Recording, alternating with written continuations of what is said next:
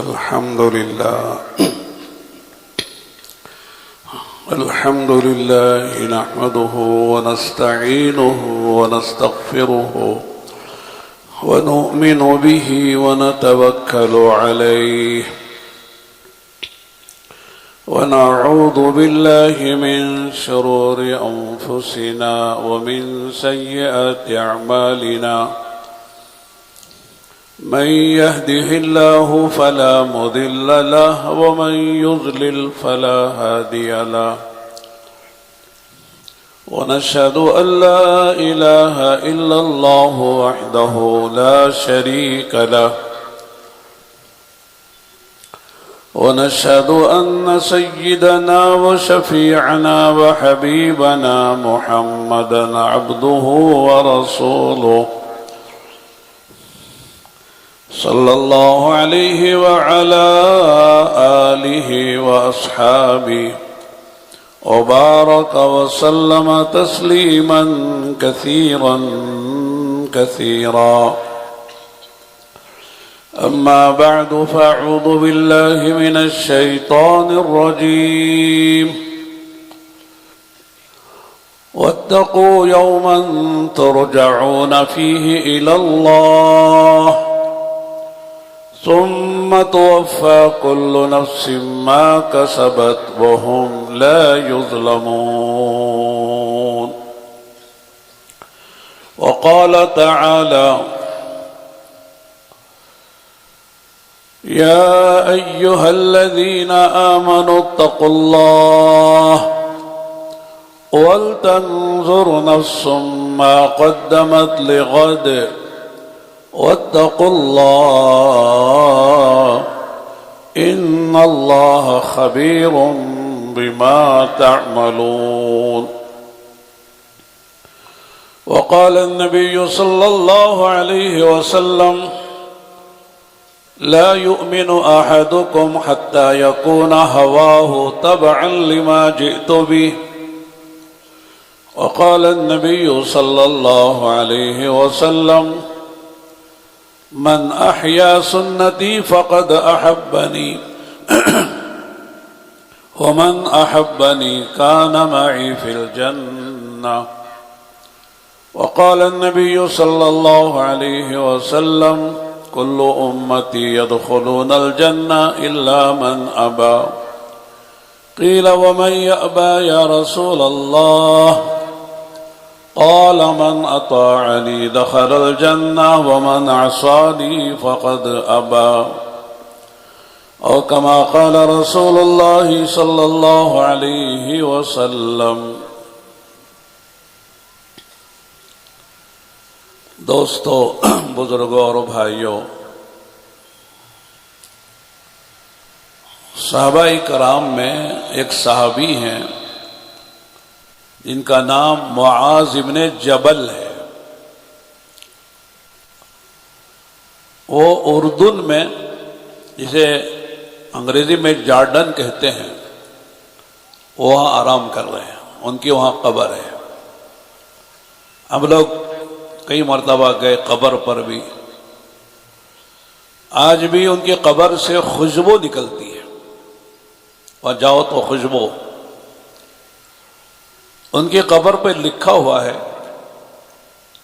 عالم امتی بالحلال والحرام معاذ بن جبل. میری امت کے تمام لوگوں میں، تمام صحابہ میں حلال اور حرام، حلت اور حرمت کے بارے میں سب سے زیادہ جاننے والا، عالم جو عربی کا لفظ ہے، اس کو اس میں تفضیل کہتے ہیں، یعنی سب سے زیادہ جاننے والا عالم. کیا جاننے والا؟ حلال و حرام کو. کیا حلال ہے، کیا حرام ہے، کیا جائز ہے، کیا ناجائز ہے. وہ کون ہے؟ معاذ بن جبل ہے، حضرت معاذ بن جبل رضی اللہ عنہ.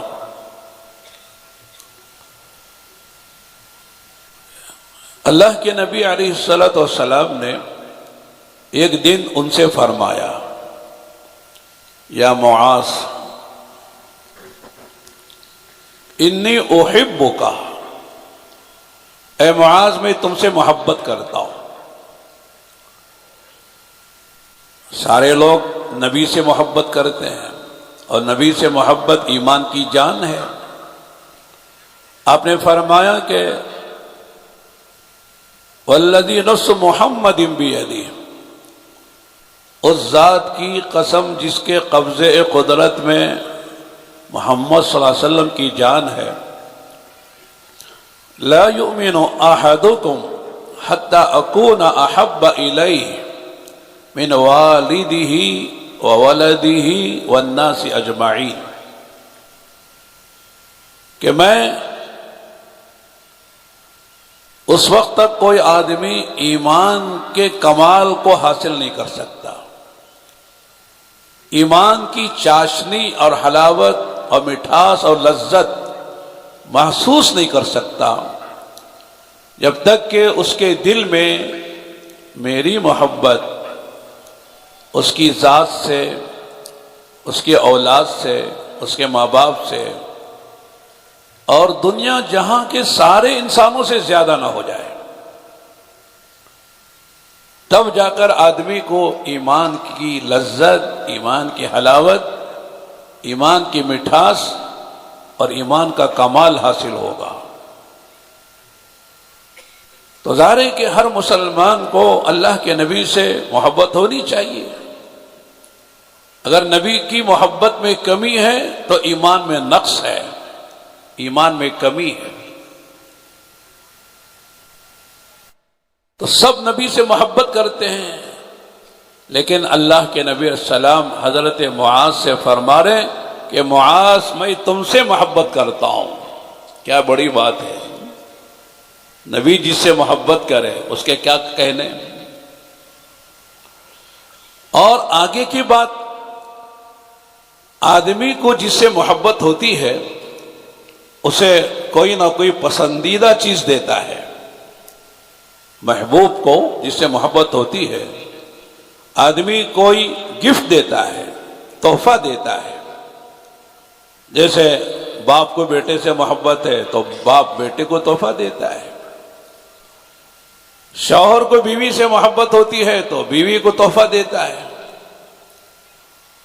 باپ کو بیٹی سے محبت ہوتی ہے تو بیٹی کو شادی کے موقع پر کتنے گفٹ اور تحفے دیے جاتے ہیں۔ تو اللہ کے نبی علیہ السلام نے پہلے فرمایا یا معاذ انی احبک، تو اسے مجھے بڑی محبت ہے۔ پھر آگے فرمایا کہ کیا تحفہ ہے۔ جب آپ حضرت معاذ سے محبت کا اظہار فرما رہے ہیں اور فرما رہے کہ تم میرے محبوب ہو اور تم سے مجھے غائب درجے کی محبت ہے، تم کو ایک تحفہ دیتا ہوں، ایک گفٹ دیتا ہوں۔ وہ کیا ہے؟ کوئی مکان نہیں، کوئی دکان نہیں، کوئی سونا چاندی کی چیز نہیں۔ فرمایا کہ یا معاذ قل بعد کل صلاۃ، ہر فرض نماز کے بعد یہ دعا مانگو۔ کیا دعا؟ اللہم، اے ہمارے رب، اے ہمارے پروردگار، اے ہمارے الہ، اعنی، میری مدد فرما۔ کس پر مدد فرما؟ علی ذکرک و شکرک، کہ میں تیرا ذکر کروں اور میں تیری عبادت کروں، میں تیرا شکر کروں، تیرا ذکر کروں اور تیری عبادت اچھے طریقے سے کروں۔ صرف عبادت نہیں، عبادت کروں، اچھی طرح عبادت کروں۔ یہ تین چیزوں میں اے اللہ میری مدد فرما۔ یہاں سوچنے کی بات یہ ہے کہ مدد اللہ سے کیوں مانگی جا رہی ہے؟ علماء لکھتے ہیں کہ کوئی بھی بندہ اللہ کی مدد کے بغیر کوئی عمل نہیں کر سکتا ہے۔ اللہ کی مدد کے بغیر بندے سے کوئی اچھا کام ہو نہیں سکتا ہے۔ اللہ جب مدد کرتے ہیں، اللہ کی توفیق ہوتی ہے، اللہ تعالیٰ دل میں ارادہ ڈال کر مواقع فراہم کرتے ہیں، تب جا کر بندے سے کوئی اچھا عمل ہو سکتا ہے۔ اس لیے فرمایا کہ کوئی کام ہم سے اچھا ہو، بھلا ہو، خیر کا ہو، بھلائی کا ہو، تو فوراً یہ کہنا چاہیے کہ میں نے نہیں کیا، اللہ نے کروایا، اللہ کی بولو توفیق سے ہوا، میرا کمال نہیں ہے۔ ابھی ہم لوگ دوپہر میں سینئرس پور کے گاؤں میں ایک مسجد کا افتتاح تھا، بنگلور والوں نے مسجد بنائی، چھوٹا سا گاؤں ہے، 30 گھر بتا رہے ہیں، وہاں مسجد بنائی، مسجد مریم کے نام سے، بہت اچھی خوبصورت مسجد ہے، چھوٹی ہے لیکن گاؤں کے لیے کافی ہے۔ ہم نے یہی بات ان سے بھی کہی، بھائی آپ نے مسجد بنائی تو یہ نہ سمجھو کہ میں نے بنایا ہے، اللہ نے بنوایا ہے۔ دنیا میں مال والے بہت ہیں، مالداروں کی کمی نہیں ہے، توفیق والوں کی کمی ہے۔ مال بہت ہے لوگوں کے پاس، لیکن اس مال سے وہ کام کرے جس سے آخرت بنے، اللہ راضی ہو جائے اور مال ٹھکانے لگ جائے اور مال کی نعمت ضائع نہ ہو جائے، یہ اللہ کی توفیق سے ہوتا ہے۔ تو معلوم ہے کہ آدمی نماز کو بھی نہیں آ سکتا اللہ کی توفیق کے بغیر۔ میں ایک بات عرض کرتا ہوں، ہر مسجد میں اذان ہوتی ہے اور مائک سے ہوتی ہے اور ایمان والے سنتے ہیں، اور سننے والوں کو حکم ہے کہ جب مؤذن اذان کے جو کلمات کہے تم بھی وہی کلمات کہو، ہے نہیں؟ یہی نا، اذان سن کر سننے والے وہ کلمات دہرانا چاہیے، مؤذن کے اذان کا جواب دینا چاہیے۔ لیکن جب مؤذن حی علی الصلاۃ حی علی الفلاح جب پڑھتا ہے تو سننے والے کیا بولتے ہیں؟ بولو کیا بولتے ہیں؟ کیا بولتے ہیں؟ لا حول ولا قوت الا باللہ۔ اب آگے ایک سوال ہے کہ کیوں بولتے ہیں، لا حول کیوں پڑھتے ہیں؟ کچھ لوگوں کو معلوم ہوگا، لیکن بہت سے لوگوں کو ہو سکتا ہے معلوم نہ ہو کیوں پڑھتے ہیں۔ اگر معلوم بھی ہوگا تو غلط معلوم ہوگا۔ کچھ لوگوں سے ہم نے پوچھا تو انہوں نے جواب میں کہا کہ مولانا شیطان کو بھگانے کے لیے پڑھتے ہیں۔ لا حول کب پڑھتے ہیں؟ شیطان کو بھگانے کے لیے پڑھتے ہیں۔ حالانکہ اذان کی آواز سن کر سارے شیطان خود بھاگ جاتے ہیں، لا حول پڑھ کر بھگانے کی ضرورت نہیں ہے۔ حدیث میں آتا ہے کہ جب اذان ہوتی ہے اور اذان کی آواز شیطان کے کانوں میں پڑتی ہے تو شیطان اتنی دور چلا جاتا ہے جہاں اذان کی آواز نہ آئے۔ اذان کی آواز سننے کی اس میں طاقت اور تاب نہیں ہے۔ اذان اتنی پاورفل دعوت ہے، اللہم رب ہذہ الدعوۃ التامہ، اے دعوت تامہ کے رب، دعوت تامہ ہے، اس میں توحید ہے، رسالت ہے، اور ایمان اعمال میں کامیابی کی دعوت دی جا رہی ہے، تکبیر بھی ہے، توحید بھی ہے، رسالت بھی ہے، آخرت کی طرف اعمال کی طرف بلایا جا رہا ہے۔ تو اذان دعوت تامہ ہے۔ شیطان اذان کی آواز سن کر اس کو برداشت نہیں ہوتا ہے، بھاگ جاتا ہے۔ تو لا حول پڑھنے کے کیا معنی ہیں پھر؟ علماء نے فرمایا کہ لا حول پڑھنے کے معنی یہ ہیں کہ اے اللہ، پہلے تو لا حول کے معنی سمجھنا چاہیے، لا حول ولا قوت الا باللہ۔ اس کے معنی ہوتے ہیں اے اللہ کوئی نیکی کرنے کی طاقت اور برائی سے بچنے کی طاقت میرے اندر نہیں ہے جب تک تو توفیق نہ دے، جب تک تو ارادہ میرے دل میں نہ ڈالے۔ اس لیے کہ دل کس کے ہاتھ میں ہے؟ بولو، میرے ہاتھ میں یا تمہارے ہاتھ میں؟ کس کے ہے؟ اللہ کے ہاتھ میں ہے۔ اور دل میں ارادہ کون ڈالتا ہے؟ اللہ ڈالتا ہے۔ قلوب العباد بین اصبع الرحمن یقلبها کیف ما یشاء۔ حدیث آتی، حدیث میں آتا ہے سارے بندوں کے دل اللہ کے ہاتھ میں، دو انگلیوں کے درمیان میں، یقلبها کیف ما یشاء، جیسے چاہے جدھر چاہے خدا گھماتے رہتے ہیں۔ اس لیے کبھی نیکی کا ارادہ آتا ہے، کبھی بدی کا ارادہ آتا ہے، کبھی خیر کا کبھی شر کا ارادہ آتا رہتا ہے۔ تو لا حول ولا قوت الا باللہ کے معنی ہوتے ہیں اے اللہ کوئی نیکی کرنے کی طاقت اور برائی اور بدی سے بچنے کی طاقت میرے اندر نہیں ہے جب تک تو توفیق نہ دے۔ تو گویا کہ بندہ اللہ سے دعا کر رہا ہے کہ اے اللہ تیرا منادی مؤذن اذان دے کر نماز کے لیے مجھے بلا رہا ہے، تیرے گھر بلا رہا ہے، اور میرے پاس کوئی عذر نہیں ہے، نہ میں بیمار ہوں، نہ بوڑھا ہوں، نہ اپاہج ہوں، نہ نابینا ہوں، نہ دور ہوں، میرا گھر تیرے گھر کے قریب میں ہے، اذان کی آواز میرے کانوں میں پڑ رہی ہے، نہ رات کا اندھیرا ہے، نہ بارش اور طوفان ہے، کوئی رکاوٹ نہیں ہے۔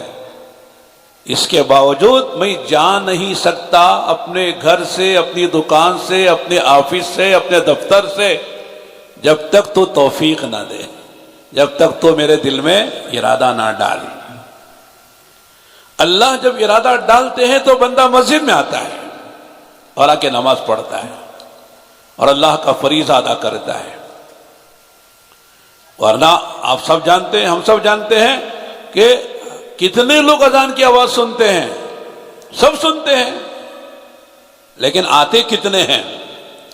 اللہ کے گھر میں آنے والوں کی تعداد کتنی ہے؟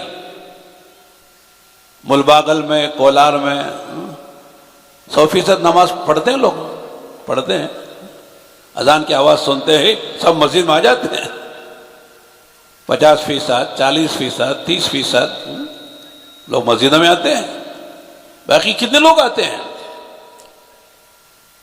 نمازیوں کے مقابلے میں نماز نہ پڑھنے والوں کی تعداد زیادہ ہی کہ نہیں ہے؟ بولو، نماز پڑھنے والے زیادہ ہیں یا نہیں پڑھنے والے زیادہ ہیں؟ نہیں پڑھنے والے زیادہ ہیں۔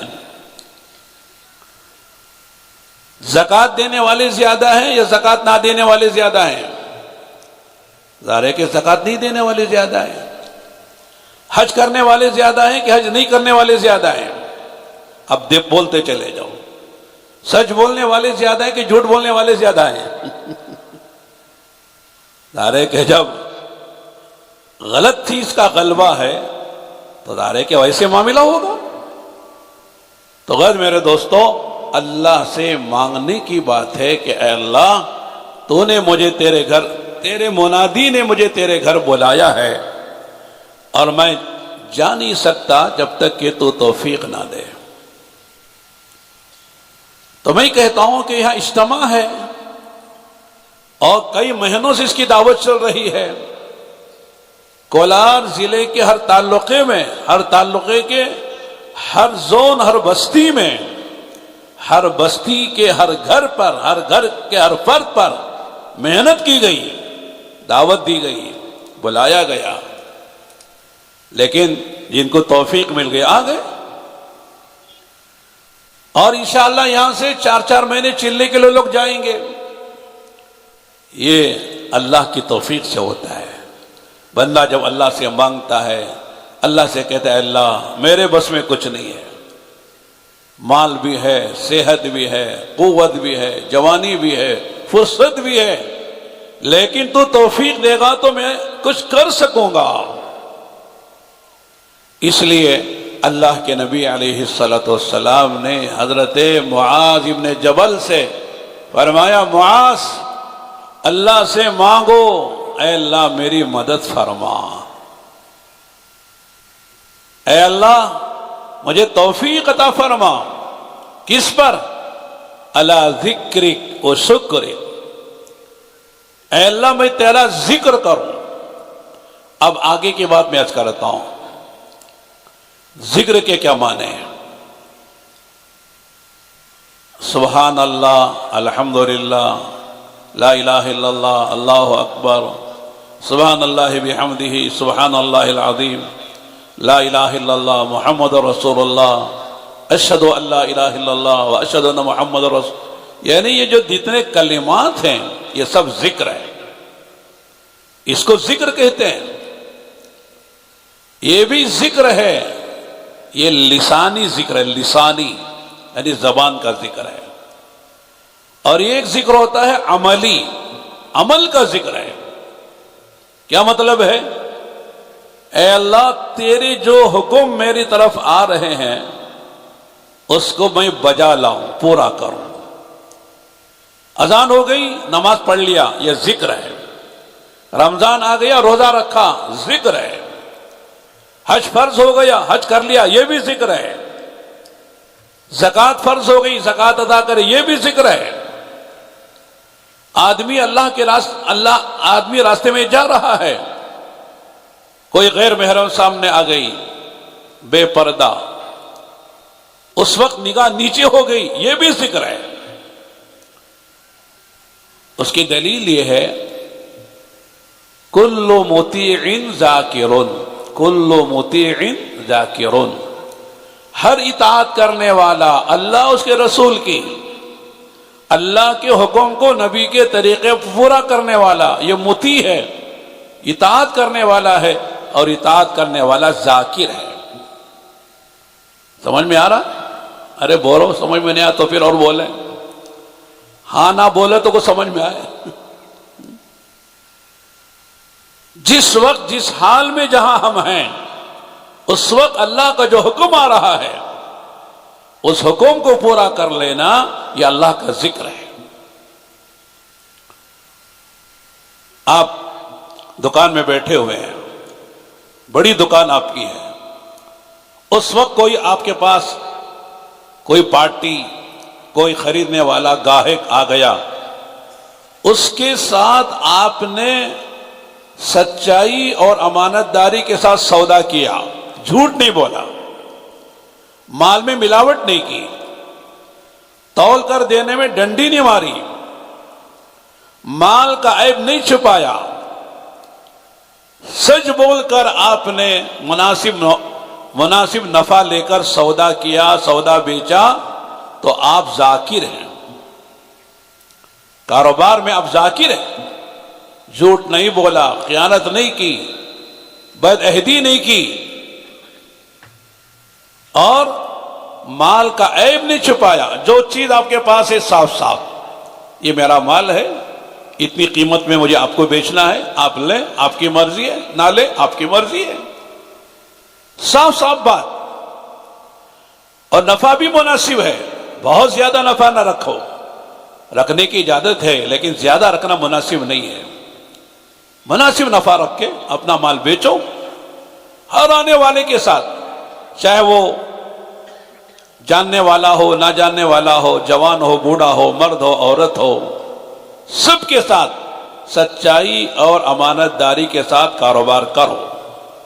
آپ ذاکر ہیں، دیکھنے میں آپ دکان میں بیٹھے ہیں اور کاروبار کر رہے ہیں، ایکسپورٹ امپورٹ کا بزنس آپ کا ہے، لوگ کہتے ہیں بڑا تاجر ہے، لیکن امانت داری سچائی کی وجہ سے اب ذاکر بن گئے، اور قیامت کے دن انشاءاللہ نبی کی خبر ہے، اور اللہ کے نبی کی خبر غلط نہیں ہو سکتی ہے، انبیاء، صدیقین، شہداء کے ساتھ ایسے تاجر کا حشر ہوگا۔ التاجر الصدوق الامین مع الانبیاء والصدیقین والصالحین، او کما قال علیہ الصلاۃ والسلام۔ انبیاء، صدیقین، شہداء، صالحین، یہ چار طبقے ہیں اولئک الذین انعم اللہ علیہم من النبیین والصدیقین والشہداء والصالحین وحسن اولئک رفیقا۔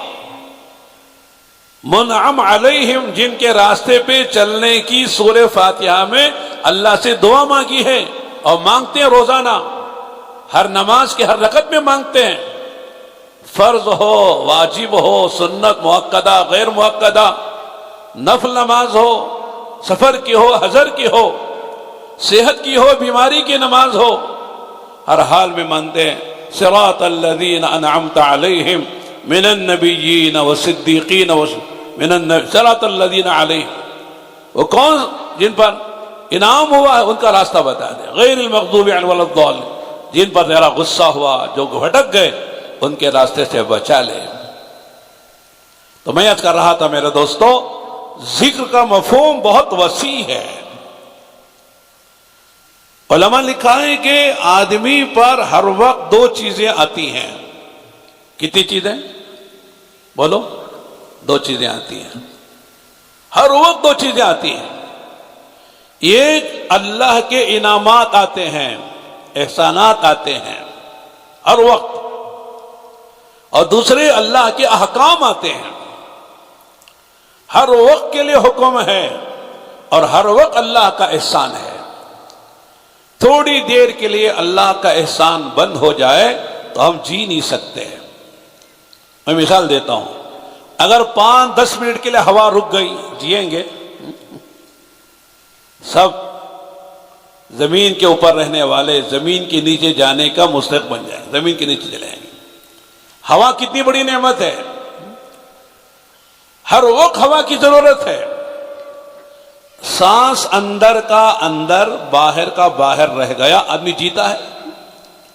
کتنی آسانی سے ہم سانس لے رہے ہیں، سانس چھوڑ رہے ہیں، سانس لے رہے ہیں، اور 24 گھنٹے میں کتنے ہزار مرتبہ سانس لیتے ہیں، گننا مشکل ہے۔ اس لیے اللہ تعالیٰ نے فرمایا وَإِن تَعُدُّوا نِعْمَةَ اللَّهِ لَا تُحْصُوهَا، اگر تم اللہ کی ایک نعمت، نعم نہیں، نعمتیں نہیں، ایک نعمت کو اگر گننا چاہو گن نہیں سکتے۔ ہوا کی نعمت، ہوا ہر جاندار کے لیے ایک نعمت ہے، زندہ رہنے کے لیے۔ ہوا بند ہو جائے کتنی پریشانی۔ ابھی چند سال پہلے کورونا کی وبا آئی تھی نا، ساری دنیا اس کی لپیٹ میں تھی۔ اس بیماری میں اصل مسئلہ تو آکسیجن کا تھا کہ پھیپھڑے وہ پانی بھر رہا ہے، ہوا لینے کے لائق نہیں ہے، آکسیجن نہیں مل رہا ہے، تو لوگوں نے آکسیجن کے لیے کتنے لاکھوں روپے خرچ کیے، بڑے بڑے سلنڈر آکسیجن کے لیے۔ ہوا کی قیمت تب معلوم ہوئی ہے، ہوا لینا مشکل ہو گیا، چھوڑنا مشکل ہو گیا۔ کتنی آسانی سے ہم ہوا لے رہے، کوئی تکلیف نہیں، چھوڑنے میں کوئی تکلیف نہیں، احساس نہیں ہے۔ پھر پانی کتنی بڑی نعمت ہے، وَجَعَلْنَا مِنَ الْمَاءِ كُلَّ شَيْءٍ حَيٍّ، اللہ فرماتے ہیں ہم نے ہر زندہ چیز کو پانی سے پیدا کیا ہے۔ پانی نہیں تو انسان کیا کرے گا؟ پینے کے لیے پانی، کھانے کے لیے پانی، دھونے کے لیے پانی، صفائی کے لیے پانی، پودوں کے لیے پانی، جانوروں کے لیے پانی، بچوں کے لیے پانی، ہر وقت پانی ہی پانی۔ اگر پانی بند ہو جائے، خدا نخواستہ 1-2 مہینے کے لیے بارش نہ ہو، نہ زمین سے پانی ملے، نہ آسمان سے پانی ملے، تالاب سوکھ جائیں، نہریں سوکھ جائیں، بورویل سوکھ جائیں، کہیں پانی نہ ہو، پھر دیکھو کیا ہوتا ہے، قحط پڑ جاتا ہے۔ لوگ پانی کے نہ ہونے کی وجہ سے پیاسے مرتے ہیں، جانور مر جاتے ہیں، پودے سوکھ جاتے ہیں، باغات ختم ہو جاتے ہیں، اس لیے کہ پانی نہیں ہے۔ اس لیے ایسے موقع پر صلاۃ الاستسقاء پڑھی جاتی ہے۔ صلاۃ الاستسقاء یعنی سارے ایک میدان میں نکلتے ہیں، مرد بھی، عورتیں بھی، بچے بھی، جوان بھی، بوڑھے بھی، جانور بھی، سب کو لے کر نکلتے ہیں اور وہاں جا کر نماز پڑھ کے اللہ سے دعا کرتے ہیں، اے اللہ پانی نہ ہونے کی وجہ سے اے اللہ ہم تو مر ہی رہے ہیں، ہمارے بچے بھی جانور بھی مر رہے ہیں، پانی نہ ہو اے اللہ ہم زندہ نہیں رہ سکتے۔ تو پانی کتنی بڑی نعمت ہے۔ صفائی کے لیے پانی چاہیے، پینے کے لیے پانی چاہیے، پکانے کے لیے پانی چاہیے، ہر دم پانی پانی۔ پانی نہ ہو تو آدمی پانی پانی ہو جاتا ہے، ختم ہو جاتا ہے۔ لیکن یہ وہ نعمتیں ہیں جو اللہ نے جس کو عام کر دیا ہے، اس کی کوئی قیمت نہیں ہے۔ پانی کی کوئی قیمت دیتا ہے؟ ایک گلاس پانی کی قیمت کوئی دے نہیں سکتا ہے۔ لیکن لوگ کہتے ہیں مولانا ہم شہروں میں پانی کا بل ادا کرتے ہیں، یہاں بھی ادا کر دیں پانی کا بل، تو پانی کا بل ادا کرتے ہیں تو پانی کی قیمت تو دیتے ہیں، لیکن بات یہ ہے کہ پانی کا بل نہیں دیتے۔ پانی پائپ لائن کے ذریعے سے جو ہمارے گھر تک پہنچایا سہولت کے ساتھ، اس پائپ لائن کی قیمت ہم دیتے ہیں۔ پانی کی قیمت کون دیتا ہے؟ ایک گلاس پانی کی قیمت نہیں دے سکتے۔ کتنی بڑی اللہ کی نعمت ہے۔ آدمی استنجا کے لیے جاتا ہے اور استنجا سے واپس آتا ہے، کیا دعا کرتا ہے؟ کیا دعا کرتے ہیں؟ یاد ہے؟ غفرانک الحمدللہ الذی اذھب عنی الاذی وعافانی۔ غفرانک کے معنی اللہ معاف کر دے۔ کیوں معاف کر رہے؟ کیا گناہ کیا ہے؟ پیشاب پاخانہ کرنا گناہ ہے کیا؟ تو معافی کیوں مانگ رہے ہیں؟ علماء نے عجیب بات لکھی ہے، اے اللہ تو نے تیری یاد کے لیے، تیری عبادت کے لیے پیدا کیا ہے، 10-5 منٹ بیت الخلاء میں گیا، وہاں تیرا نام لینا جائز نہیں ہے، تو 5-10 منٹ کے لیے جو وقت تیری یاد کے بغیر گزر گیا یہ بھی ایک گناہ ہے، اللہ اس کو معاف فرما دے۔ مومن و مسلمان کا کوئی وقت جو ہے اللہ کی یاد کے بغیر نہیں گزرنا چاہیے، لیکن بشری تقاضے سے وہ نام لینا اللہ کا صحیح نہیں ہے، گندی جگہ ہے۔ اگرچہ کہ مجبوری میں تیرا نام نہیں لیا، تجھے یاد نہیں کیا، اے اللہ اتنا وقت جو گزر گیا تیری یاد کے بغیر، اے اللہ اسے معاف فرما دے۔ اور دوسری بات، الحمدللہ الذی اذھب عنی الاذی وعافانی۔ دو باتیں کہی ہیں، تمام تعریفیں اس اللہ کے لیے ہیں جس نے مجھ سے تکلیف دور کر کے عافیت دے دی۔ پیشاب جب آتا ہے، نمبر 1 یا نمبر 2، آدمی کو فوراً جانا پڑتا ہے، نہیں جائے تو کتنی تکلیف ہوتی ہے۔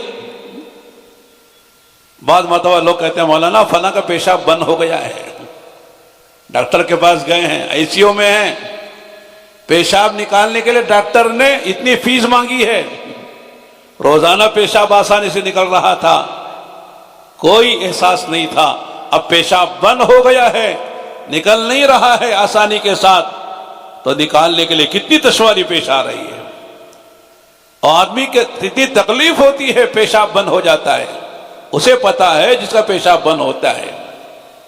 تو تکلیف، گندی تکلیف کی چیز کو دور کر دیا اور مجھے عافیت دی۔ پیشاب سے پہلے کیا حال تھا اور پیشاب کرنے کے بعد آدمی کیسا پرسکون ہو جاتا ہے، اطمینان ہو جاتا ہے، الحمدللہ آرام ہو گیا۔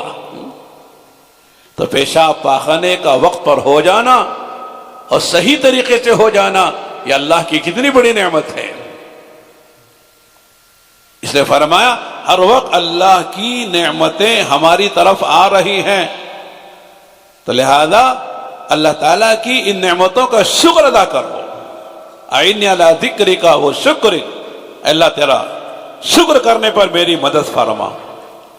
جب نعمتوں کا احساس ہوگا تو نعمتوں کا شکر ادا ہوگا۔ آنکھ ہے، دیکھ رہی ہے، کتنے رنگ کو دیکھتی ہے، کتنے چہرے دیکھتی ہے، آسمان، زمین، چاند، سورج، ستارے، سیارے، بحر و بر، خشکی، فضائیں، سب کو دیکھ رہی ہے، پہچان رہی ہے۔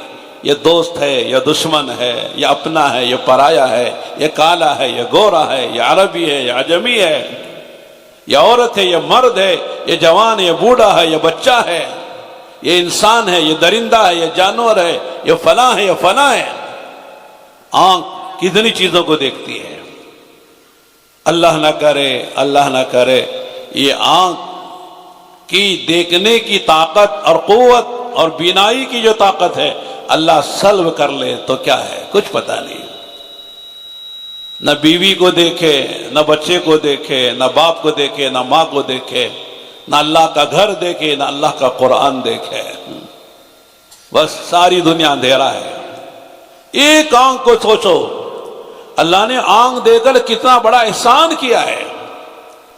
اسی کو سمجھانے کے لیے اللہ تعالیٰ نے آنکھ کی نعمت کی قدردانی پیدا ہو آنکھ والوں کو۔ اللہ نے بعض بندوں کو آنکھ نہیں دی ہے، ان کو دیکھ کر آنکھ کی قدر و قیمت کو پہچانو۔ کتنی بڑی نعمت ہے۔ بندہ اللہ کے گھر پر جاتا ہے، حج پر اللہ کے گھر کا طواف کر رہا ہے، لیکن اللہ کا گھر نظر نہیں آ رہا ہے، دیکھ نہیں پا رہا ہے۔ حجر اسود کو نہیں دیکھ سکتا، مقام ابراہیم کو نہیں دیکھ سکتا، صفا مروہ کو نہیں دیکھ سکتا، عرفات کا میدان، مزدلفہ کا میدان اور جمرات پہ رمی کی جگہ کوئی چیز نظر نہیں آ رہی، بس اندھا نابینا بیچارہ۔ باپ کا چہرہ کیسا ہے، ماں کا چہرہ کیسا ہے، جس عورت سے میرا نکاح ہوا وہ میری بیوی بنی ہے وہ کیسی ہے، میرے گھر میں جو بچہ پیدا وہ بچہ کیسا ہے، بچی کیسی ہے، کچھ پتہ نہیں ہے۔ آنکھ صرف ایک آنکھ نہیں ہے، اندازہ کرو۔ اسے فرمایا اس آنکھ کا شکر یہ ہے کہ اس آنکھ کو غیر محرم کے دیکھنے میں استعمال نہ کرو، ٹی وی دیکھنے میں استعمال نہ کرو، گناہوں میں استعمال نہ کرو۔ آنکھ کا شکر یہ سمجھنے کی بات ہے۔ نعمت کا شکر یہ ہے کہ نعمت دینے والے نے جو نعمت دی ہے اس نعمت کو دینے والے کی مرضی کے مطابق استعمال کرو۔ جس خدا نے یہ آنکھ دی ہے اس دینے والے خدا کی کیا مرضی ہے، وہ کیا چاہتا ہے، اس آنکھ سے کیا دیکھنا ہے کیا نہیں دیکھنا ہے۔ دیکھنے والی چیزوں کو دیکھو، نہ دیکھنے والی چیزوں سے اپنے آنکھوں کو بچاؤ تو اس نعمت کا شکر ہوگا۔ اگر آپ وہ بھی دیکھ رہے جو حلال ہے، وہ بھی دیکھ رہے جو حرام ہے، وہ بھی دیکھ رہے جس کو منع کیا گیا ہے، وہ بھی دیکھ رہے جس کو منع نہیں کیا گیا، ساری چیزیں دیکھ رہے، آنکھ میری ہے؟ آنکھ میری نہیں ہے، اللہ کی دی ہوئی امانت ہے، اللہ کی دی ہوئی نعمت ہے۔ ورنہ میرے دوستو آنکھ میری ہوتی میں جو چاہے دیکھ سکتا، اس لیے کہ میری ہے کہ نہ۔ اسی طرح سارے اعضاء ہیں۔ زبان، آدمی کو اللہ نے زبان دی، میں کہہ رہا ہوں سن رہے ہیں، سننا بھی ایک نعمت ہے، زبان کا بولنا بھی ایک نعمت ہے۔ جس آدمی کے اندر بولنے کی طاقت نہیں ہوتی ہے اس کے منہ میں بھی زبان ہوتی ہے، یعنی کہ زبان نہیں ہے، زبان ہوتی ہے، لیکن بولنے کی طاقت خدا چھین لیتے ہیں، یا خدا بولنے کی طاقت نہیں رکھتے ہیں۔ زبان ہے، آ کر رہا ہے، اپنے معافی ضمیر کو ادا نہیں کر پا رہا ہے، دل میں خیال آتا ہے، بات آتی ہے، بہت کچھ سوچتا ہے، لیکن زبان بول نہیں پاتی ہے۔ کتنی مشکل ہوتی ہے آدمی کو جب دل میں خیال آ رہا ہے، کچھ مانگتا ہے، کچھ کہنا چاہتا ہے لیکن بول نہیں پاتا۔ کتنی بڑی نعمت اللہ تعالیٰ کی، قوت گویائی، بولنے کی قوت اور طاقت اور نعمت کتنی بڑی ہے۔ ان کو دیکھو جن کو بولنا نہیں آتا ہے، یعنی بولنے کی طاقت نہیں ہے۔ بعض بچے بڑے ہوتے چلے جاتے ہیں اور بچہ بولتا نہیں ہے، ماں باپ کتنے فکر مند ہوتے ہیں، مولانا ہمارا بچہ 10 سال کا ہو گیا، 12 سال کا ہو گیا لیکن بولتا نہیں ہے۔ کتنے علاج کراتے ہیں، ڈاکٹر کے پاس جاتے ہیں، حکیموں کے پاس جاتے ہیں، عاملوں کے پاس جاتے ہیں، کوئی ڈاکٹر حکیم عامل نہیں چھوڑتے کہ بچہ بولنے لگ جائے، لیکن اللہ نے بولنے کی طاقت نہیں رکھی ہے، نہیں بولتا ہے۔ تو بولنا زبان سے، کانوں سے سننا، میں بول رہا ہوں آپ سن رہے ہیں، کتنی بڑی نعمت ہے. کیا بول رہے ہیں مولانا، کیا بول رہے ہیں، قرآن حدیث تفسیر فقہ، کیا اچھی باتیں سنا رہے ہیں. ایک ایک بات ہمارے کان میں پڑ رہی ہے اور دماغ میں اتر رہی ہے اور دماغ میں گھس رہی ہے اور دل میں اتر رہی ہے. کتنی بڑی نعمت ہے. اللہ سب دے خدا نہ خواستہ. اور میرے دوستو، اگر دماغ نہ دے، یعنی دماغ کے رگوں میں سے کوئی رگ اللہ تعالیٰ اس کو لوز کر دے، کہتے ہیں نا دماغ کا اسکرو لوز ہو گیا ہے، اسے کچھ پتا نہیں ہوتا ہے، پاگل ہے. آنکھ دیکھ رہی ہے، زبان بول رہی ہے، کان سن رہے ہیں، پیر ہاتھ پکڑ رہے ہیں، پیر چل رہے ہیں، سب ہو رہا ہے، لیکن آدمی پاگل ہے. 20-25 سال کا بچہ ہو جاتا ہے لیکن اسے کچھ پتا نہیں ہے کہ کیا کرنا کیا نہیں کرنا، کیا کھانا کیا نہیں کھانا. پاگل ہو گیا ہے، نیم پاگل، پورا پاگل. تو جسمانی اعتبار سے کتنی نعمتیں اللہ نے دی ہیں میرے دوستو. یہ تو میں نے جسمانی مادی دنیاوی نعمتیں گنائی ہیں، اور روحانی نعمتیں کتنی ہیں.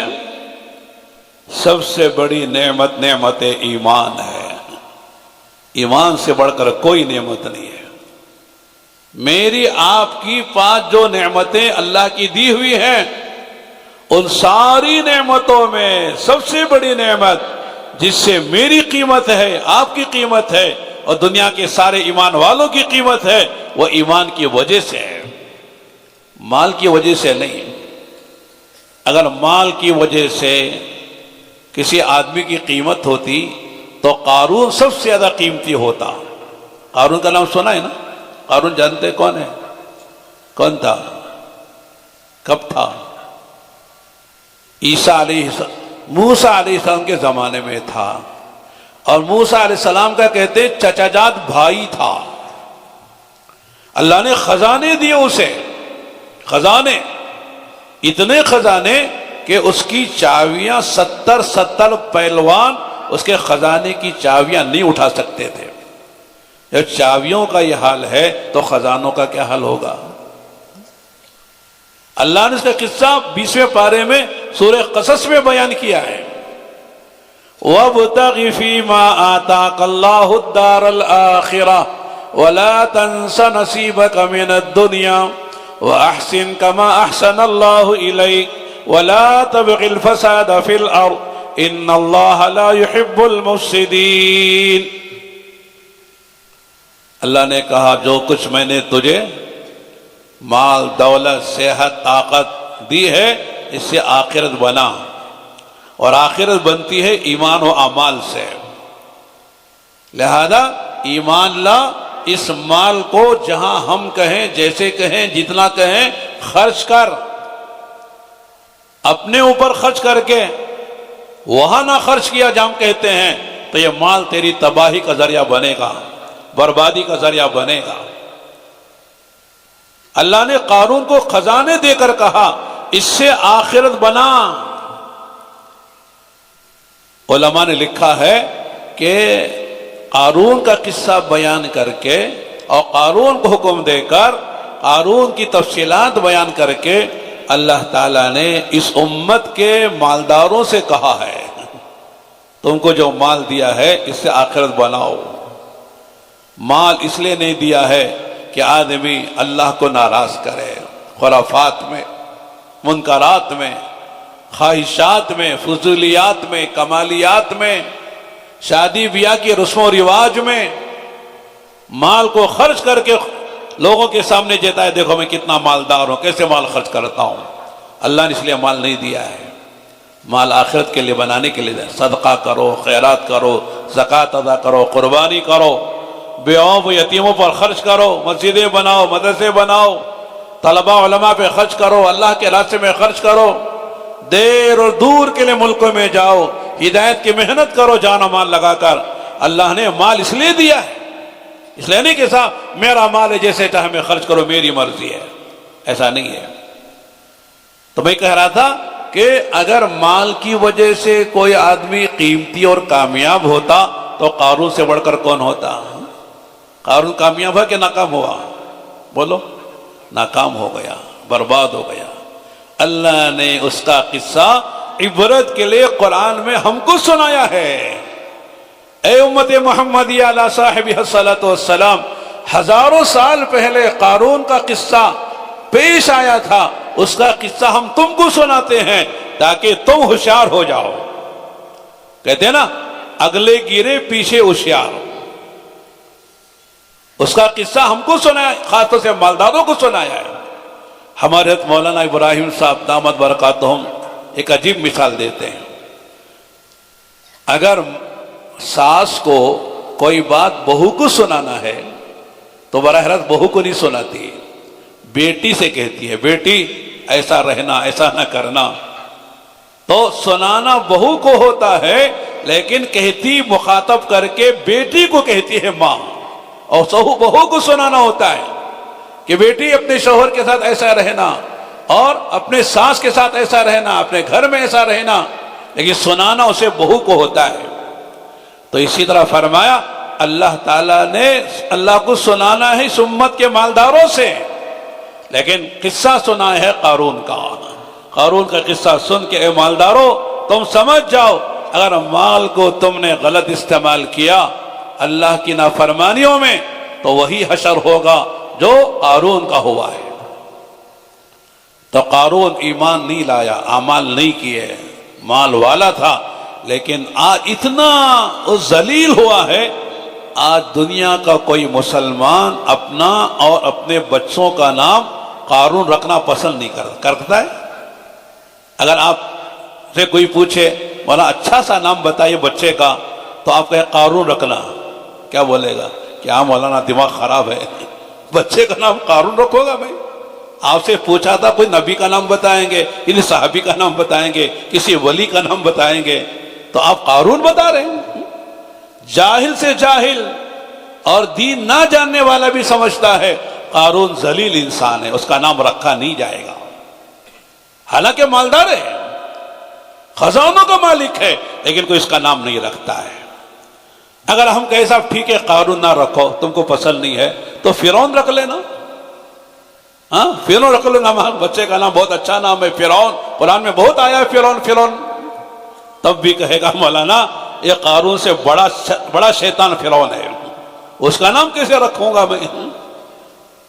فرعون تو حضرت موسیٰ علیہ السلام کا دشمن، بنی اسرائیل کا دشمن، بلکہ خدا کا دشمن تھا، خدائی کا دعویٰ کرتا تھا انا ربکم الاعلی، یہ تمہارا صرف رب نہیں ہو، سب سے بڑا رب ہوں، چھوٹے چھوٹے رب وہ ہوں گے تمہارے، لیکن سب سے بڑا رب میں ہوں۔ جب مال آتا ہے، عہدہ آتا ہے، طاقت آتی ہے، تو آدمی کے اندر کبر پیدا ہوتا ہے، بڑائی پیدا ہو جاتی ہے۔ مال کا نشہ آتا ہے، عہدے کا نشہ آتا ہے، طاقت کا نشہ آتا ہے، کبھی علم کا نشہ بھی آ جاتا ہے۔ میرے دوستو یہ نشے بڑے خطرناک ہیں۔ فرعون کے پاس دولت بھی تھی، فرعون کے پاس حکومت بھی تھی، فرعون کے پاس فوج بھی تھی، ہتھیار و طاقت بھی تھی۔ اس پر ناز کرتے ہوئے اس نے یہ نہیں کہا کہ میں تم میں سب میں بڑا ہوں، بلکہ سب سے بڑا خدا ہوں، میری پوجا کرو، میری عبادت کرو، مجھے سجدہ کرو، مجھے خدا مانو، مجھے راضی کرو۔ فرعون کا دعویٰ خدائی کا تھا۔ آج اس کا کوئی نام لینے والا نہیں، نام رکھنے والا نہیں، اگرچہ کہ حکومت، طاقت، فوج، ہتھیار سب تھے، لیکن میں سمجھتا ہوں مسلمان تو مسلمان، غیر مسلم بھی فرعون نام نہیں رکھتے ہیں؟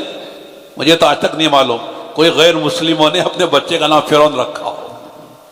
بہت سے نام رکھتے ہیں ان کے اعتبار سے، لیکن فرعون نام کا کوئی غیر مسلم بھی مجھے آج تک نہیں ملا۔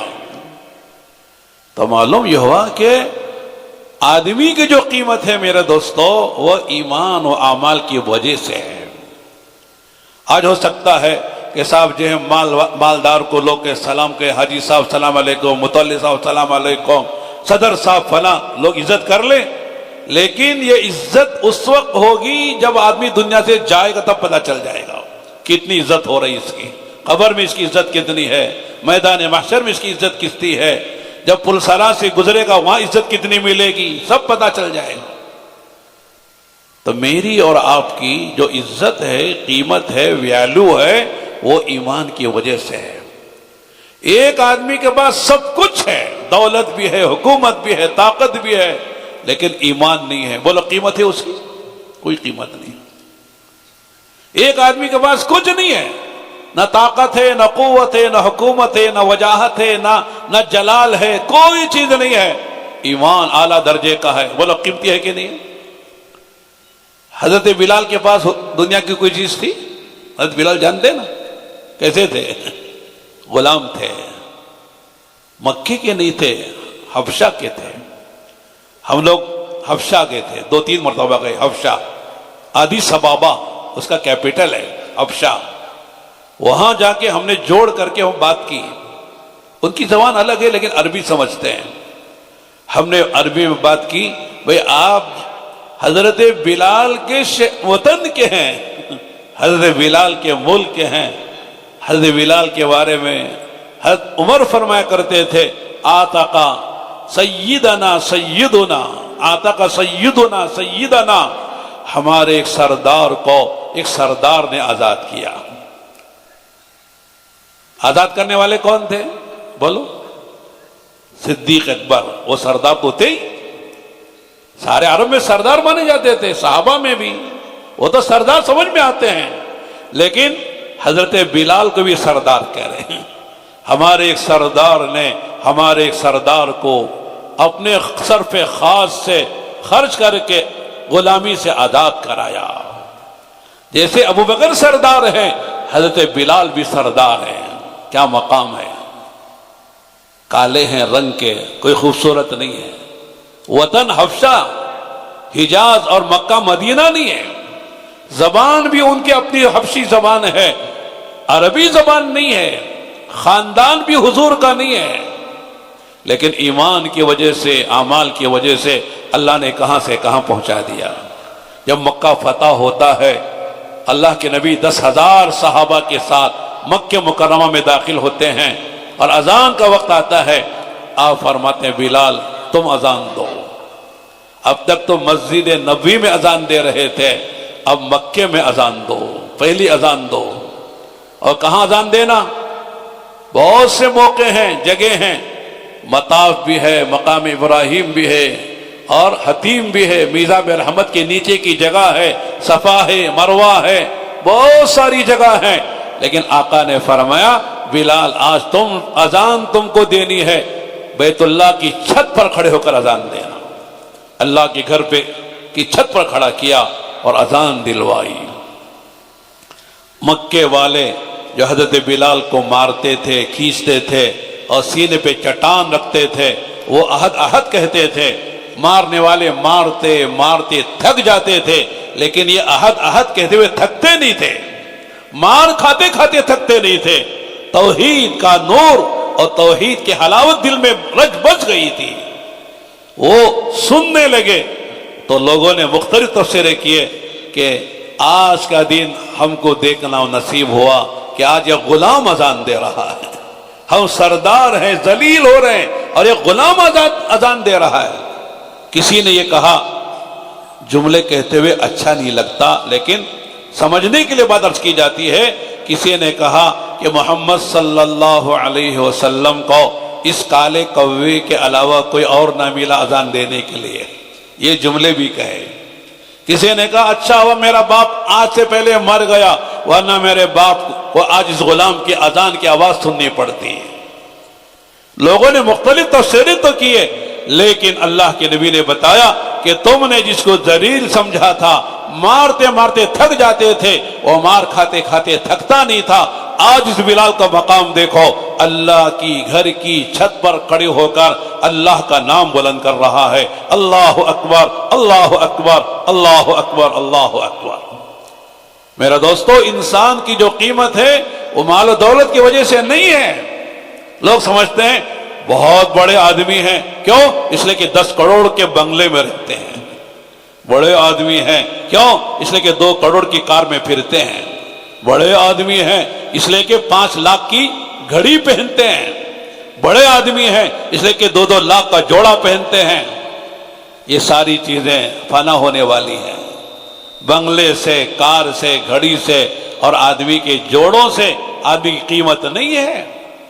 لوگ سمجھتے ہیں چیزوں سے قیمت ہے، چیزوں سے آدمی قیمتی نہیں بنتا ہے، باہر کی چیزوں سے آدمی قیمتی نہیں بنتا ہے، اندر کی مایا سے قیمتی بنتا ہے، ایمان سے، اعمال سے، صفات سے آدمی کی اللہ کے قیمت لگتی ہے۔ اس لیے میرے دوست میں عرض کر رہا تھا کہ ایمان ہماری سب سے بڑی مایا ہے، سب سے بڑی دولت ہے، ایمان ہی سے ہمارا مقام مرتبہ ہے، اس لیے کہ یہ زندگی گزرنے والی، ختم ہونے والی، فنا ہونے والی ہے، اور مر کر آخرت میں جانا ہے، اور وہاں کامیاب کون ہوگا، جنت میں کون جائے گا، جہنم سے کون بچے گا؟ جو ایمان لے کر جائے گا۔ من کان آخر کلامہ لا الہ الا اللہ دخل الجنہ، جس کا آخری بول لا الہ الا اللہ اس کی زبان سے نکلے گا وہ جنت میں جائے گا۔ اور آخری بول جس کا نکلے گا جو ایمانی زندگی گزار رہا ہوگا، ایمانی تقاضے پورا کر رہا ہوگا، ایمان جس بات کی دعوت دے رہا ہے اس کو پورا کر رہا ہوگا۔ ایمان کا تقاضا کیا ہے؟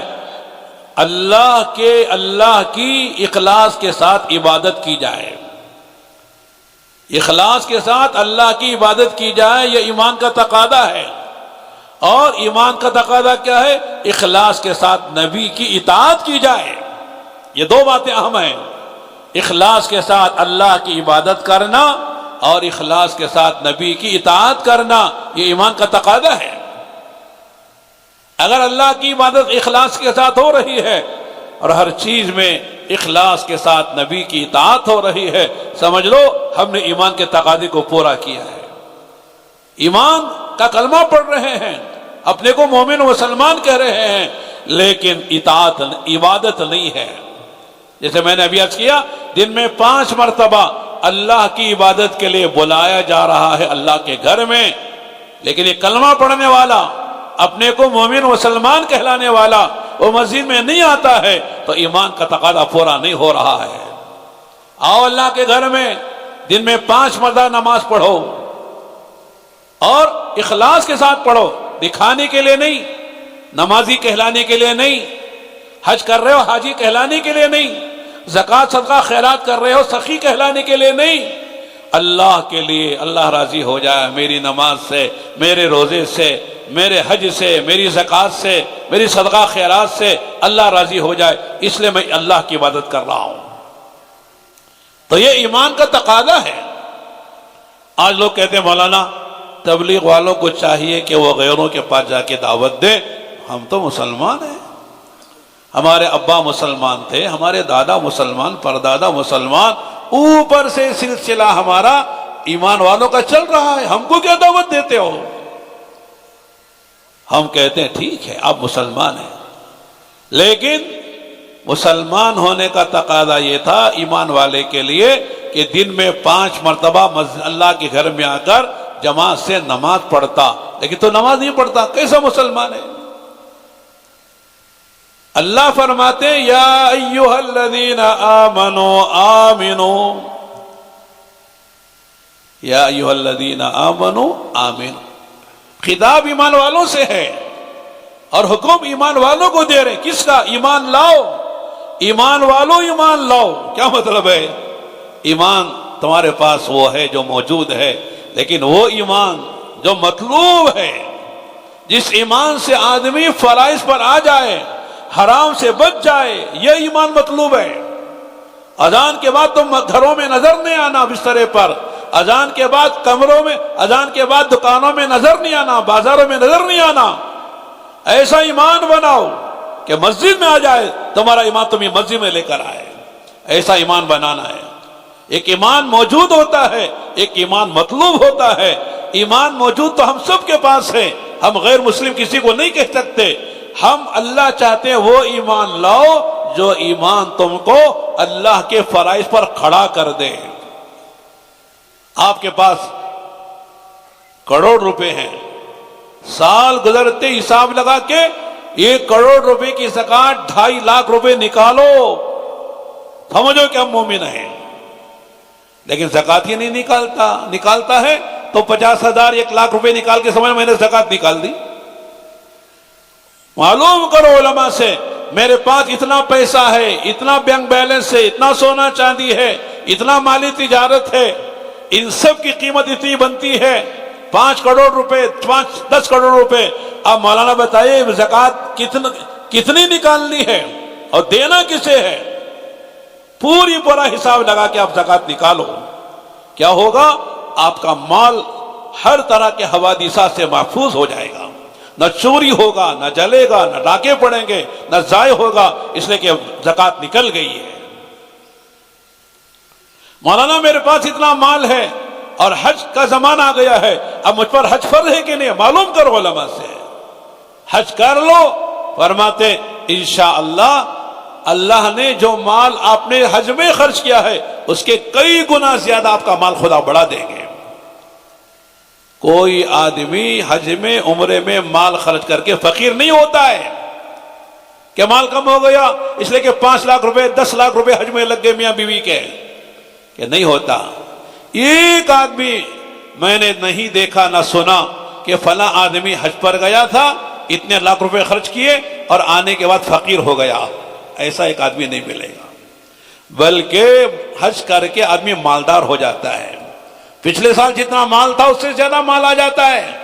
زکات نکال کے مال بڑھ جاتا ہے.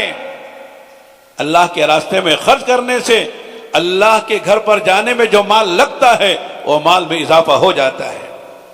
اس لیے میرے دوست اور بھائیو، ایمان بنانا اتنا ہے، اسی کی دعوت ہے تبلیغ میں. ایمان کی بات کرو، اللہ کی قدرت کو بیان کرو، اللہ کی نعمتوں کو بیان کرو، اللہ کے خزانوں کو بیان کرو، اللہ تعالیٰ کی جنت کو بیان کرو، اللہ تعالیٰ کے ہاں حساب کتاب کو بیان کرو، اعمال کو بیان کرو، تاکہ اللہ کی عظمت دل میں آئے، اللہ کا خوف بھی آئے، اللہ کی محبت بھی پیدا ہو. 2 باتیں ہیں ایمان کے تقاضے. 2 باتیں اور ہیں، ایک اللہ کی محبت دل میں آئے، ایک اللہ کا خوف دل میں آئے. محبت کی وجہ سے اللہ کے فرائض کو ادا کرنا آسان ہو جائے.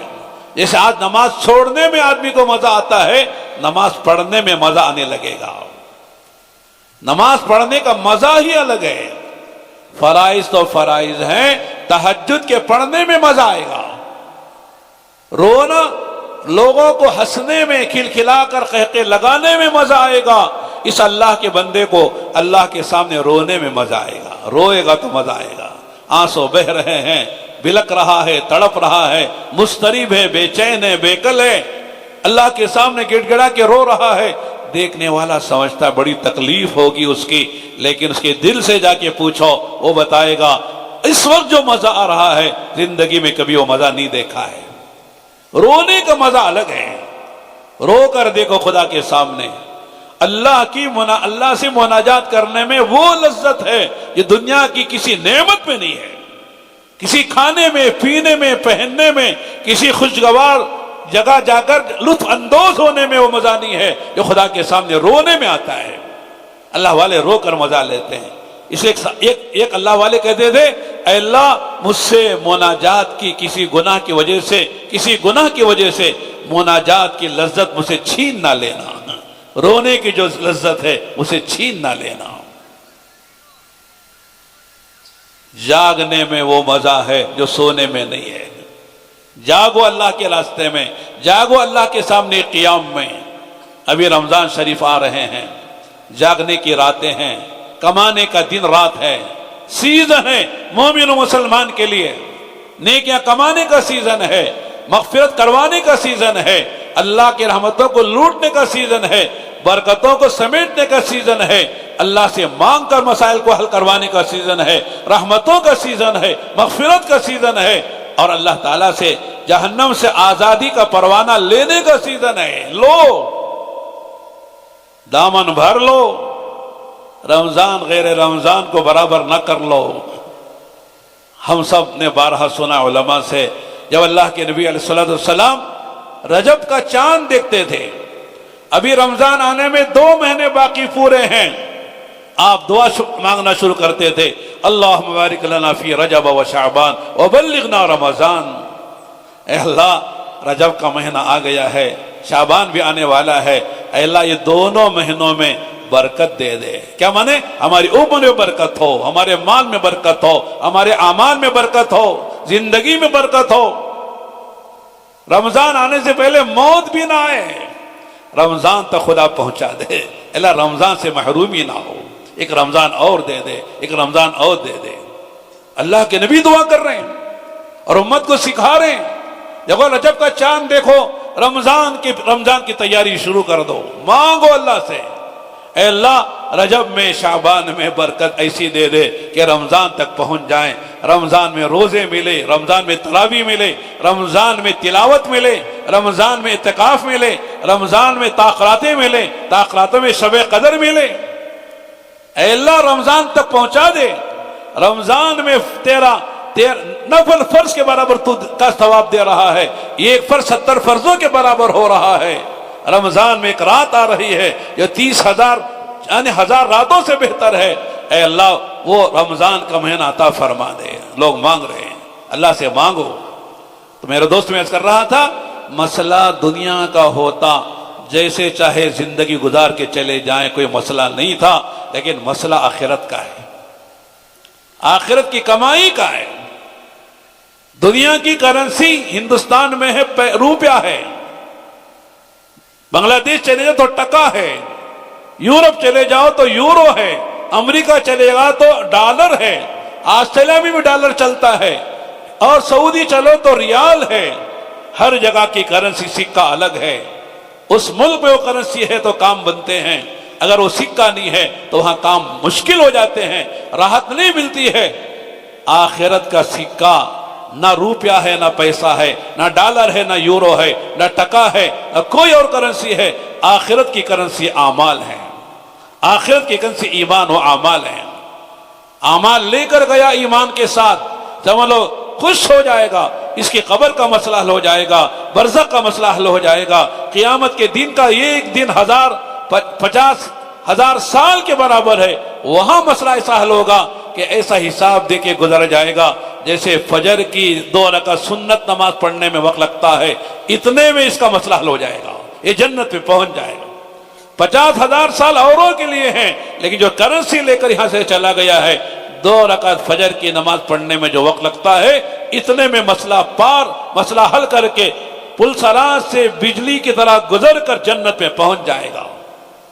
اور حدیثوں میں آتا ہے اللہ کے نبی صلی اللہ علیہ وسلم سب سے ہلکی جو نماز پڑھتے تھے، سب سے مختصر جو نماز پڑھتے تھے، وہ فجر کی 2 سنتیں تھی، ہلکی نماز. اس میں کیا پڑھتے تھے؟ قل یا ایھا الکافرون قل هو اللہ کا سورہ پڑھتے تھے.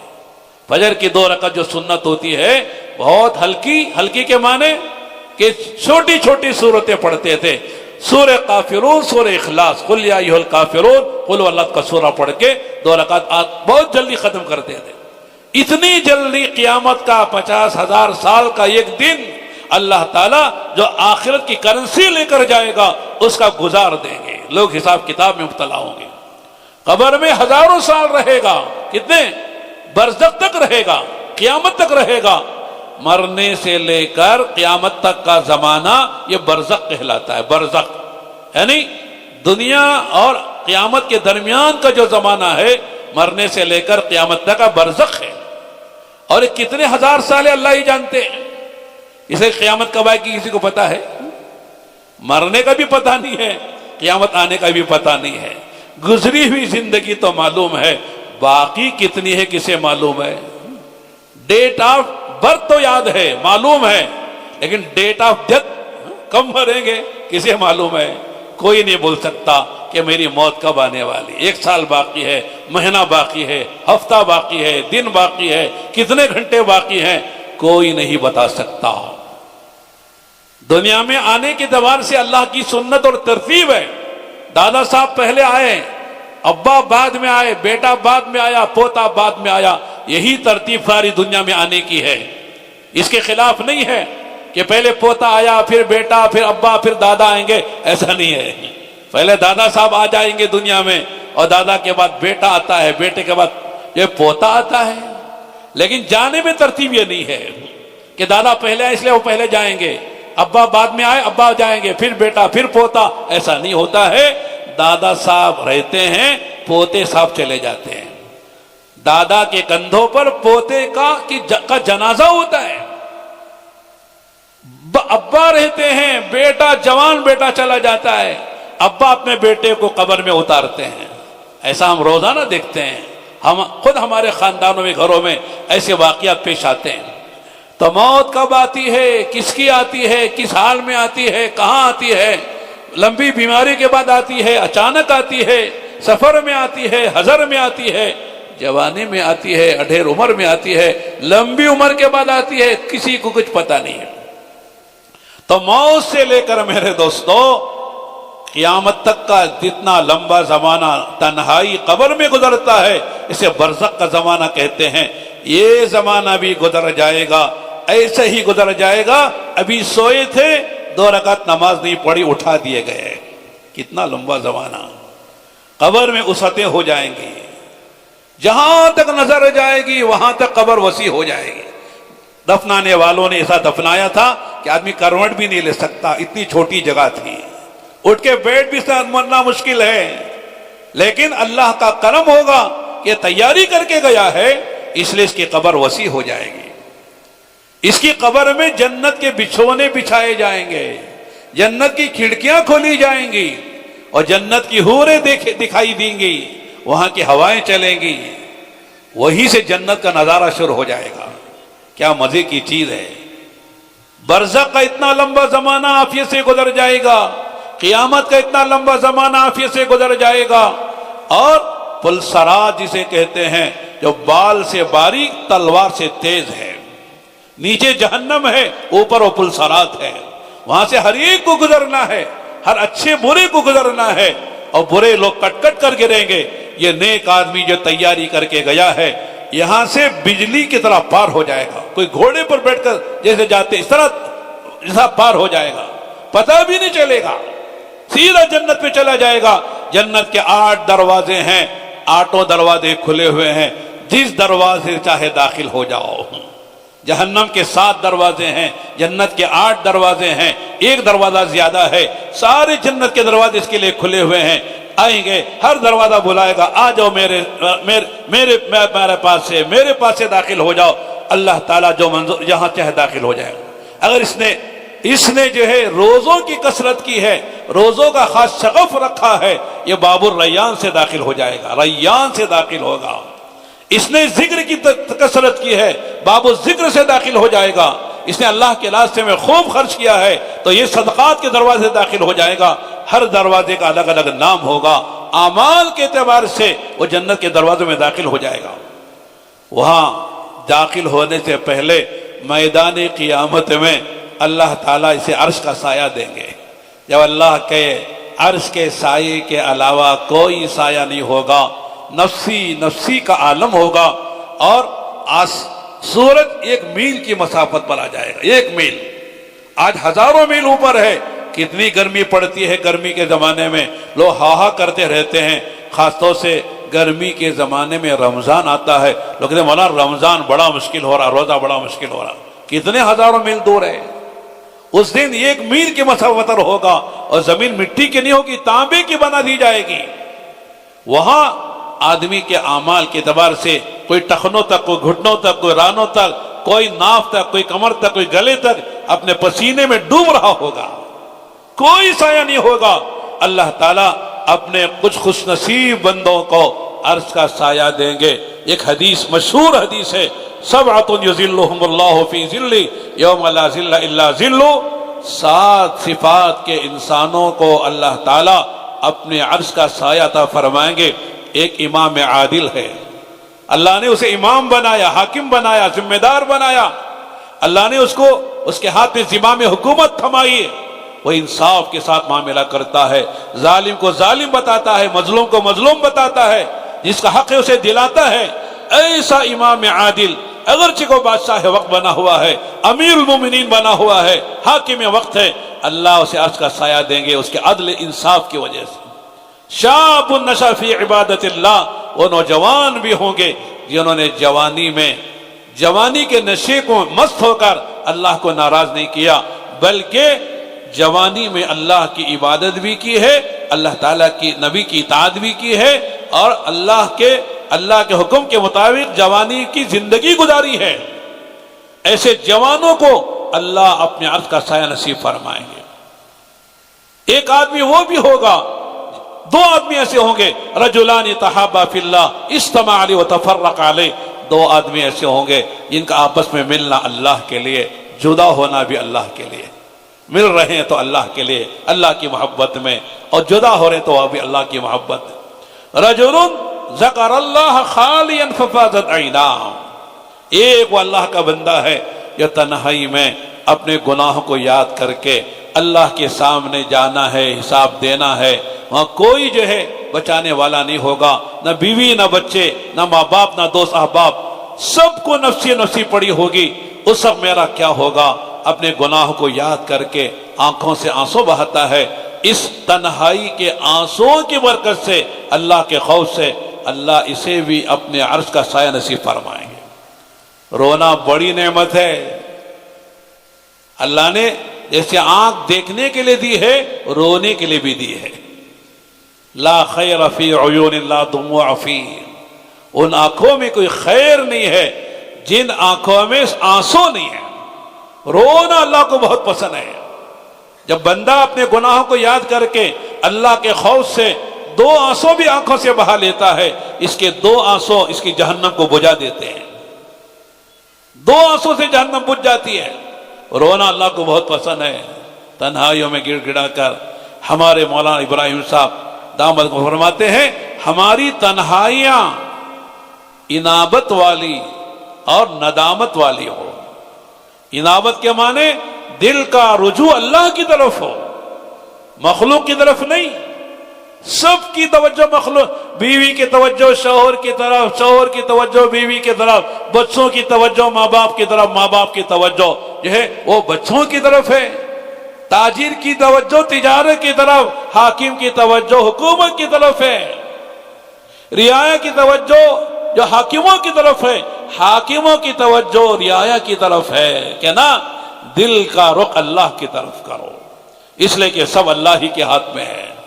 اللہ راضی ہو گیا بیڑے پار ہو جائیں گے، اللہ ناراض ہو گیا بیڑے غرق ہو جائیں گے۔ حضرت عیسیٰ علیہ السلام سے کسی نے پوچھا تھا کہ سب سے زیادہ ڈرنے کی چیز کیا ہے، سب سے زیادہ خطرناک بات کیا ہے؟ تو عیسیٰ علیہ السلام نے جواب میں فرمایا تھا، سب سے زیادہ ڈرنے کی چیز اللہ کی ناراضگی ہے۔ اللہ ناراض ہو جائیں گے، ہر حال میں خدا تباہ کر دیں گے۔ اور سب سے بڑی نعمت اللہ کی رضا ہے، وَرِضْوَانٌ مِّنَ اللَّهِ اکبر، اللہ کی رضا سب سے بڑی چیز ہے۔ اللہ راضی ہو گئے، جھوپڑی میں رکھ کر بھی خدا کامیاب کر دیں گے، دیہات میں رکھ کر خدا کامیاب کر دیں گے، بیماری کے حالت میں خدا کامیاب کر دیں گے، فقیری میں خدا کامیاب کر دیں گے۔ جب خدا راضی ہو جائیں گے، اللہ راضی ہو گئے، مسئلے حل ہو جائیں گے۔ اللہ ناراض ہو جائیں گے تو اللہ تعالیٰ اچھی حالتوں میں رکھ کر، خوشحالی کے حال میں رکھ کر اللہ تباہ برباد کر دیں گے۔ بہترین مکان ہے لیکن سکون نہیں ہے، بے چینی ہے، بے کلی ہے، میاں بیوی میں نفرتیں ہیں، عداوتیں ہیں، دشمنیاں ہیں، محبت نہیں ہے۔ وہ گھر کیا گھر ہے جس میں میاں بیوی محبت نہ ہو، اولاد و ماں باپ میں محبت نہ ہو، وہ گھر کیا گھر ہے؟ اس لیے میرے دوستو، اللہ راضی ہو جائیں گے، میاں بیوی میں محبت پیدا ہو جائے گی، اولاد و ماں باپ میں محبت پیدا ہو جائے گی، بھائی بہنوں میں محبت پیدا ہو جائے گی، رشتہ داروں میں، پڑوسیوں میں محبت پیدا ہو جائے گی۔ اللہ تعالیٰ مال میں برکت دے دیں گے، عزت بھی دیں گے، محبت بھی دیں گے۔ اللہ تعالیٰ جو مال میں برکت بھی دیں گے اور دعاؤں میں قبولیت ڈالیں گے، دعا قبول ہونا لگ جائے گی۔ مانگو جو اللہ سے مانگنا ہے، 2 رکعت نماز پڑھو رات کے اندھیرے میں اٹھ کر، اور 2 رکعت نماز پڑھو، یعنی وضو کرو، 2 رکعت نماز پڑھو، اللہ سے کہو اے اللہ میرا فلاں مسئلہ ہے، تیرے ہی ہاتھ میں ہے، مسئلے تو ہی پیدا کرتا ہے، مسئلے تو ہی حل کرتا ہے، اللہ میرا مسئلہ کوئی حل نہیں کر سکتا ہے، اللہ میرا فلاں مسئلہ حل کر دے۔ بندہ ابھی دعا کر کے اپنے ہاتھ اپنے چہرے پر پھیرے گا نہیں، اللہ اس کے مسئلے کو حل کر دیں گے۔ دنیا کی کسی قوت میں وہ طاقت نہیں ہے، نہ ایٹم بم میں وہ طاقت ہے، نہ ہائیڈروجن بم میں وہ طاقت ہے، نہ کسی حکومت میں وہ طاقت ہے جو دعا میں طاقت ہے۔ دعا کی طاقت سب سے بڑی طاقت ہے۔ ہر نبی نے اپنے مسئلے دعاؤں سے حل کرائے ہیں، دعوت دی، مسئلہ کھڑا ہو گیا، اللہ سے کہا اے اللہ میرا مسئلہ ہو گیا ہے، رب انی مغلوب فانتصر، اے اللہ یہ ساری جماعت سارے لوگ میرے خلاف ہو گئے ہیں، مجھے دبا رہے ہیں، اے اللہ تو ہی میری مدد فرما دے۔ اللہ نے السلام سے کہا کوئی مسئلہ نہیں ہے، کشتی بناؤ اور جو تمہارے ساتھ ہو گئے ہیں ایمان کے ساتھ ان کو سوار کر لو، اور جتنے جاندار ہیں ان کا ایک ایک جوڑا اپنے ساتھ لے لو، باقی سب کو ہم فنا کر دیں گے، طوفان آئے گا سب ختم ہو جائیں گے۔ ہوا کہ نہیں ہوا؟ کوئی قصہ کہانی ہے؟ لیلا مجنو کی کہانی ہے؟ قرآن بتا رہا ہے، آسمان سے پانی برسا، زمین سے پانی نکلا اور تندور سے پانی نکلا، جتنے بے ایمان تھے سب ختم ہو گئے۔ کیا دعا مانگی؟ رب انی مغلوب فانتصر، اے اللہ میں مغلوب ہو گیا ہوں، اے اللہ مجھے دبا دیا گیا ہے، میرا کوئی چلتا نہیں ہے، تو ہی مدد فرما دے، تو ہی انتقام لے لے۔ چھوٹی سی دعا مانگی ہے، اللہ نے سارے مسئلے حل کر دیے۔ موسیٰ علیہ السلام آئے، مصر سے مدین آئے، شعیب علیہ السلام کی بیٹیاں کے ایک جانوروں کو پانی پلایا، اور اس کے بعد ایک کنارے درخت کے کنارے آ کے بیٹھ گئے اور کہا کہ ربی بما انزلتنی من خیر فانی فقیر، کہ اللہ جو تو اتار دے خیر اس کا میں محتاج، ربی انی لما، کیا ہے دعا؟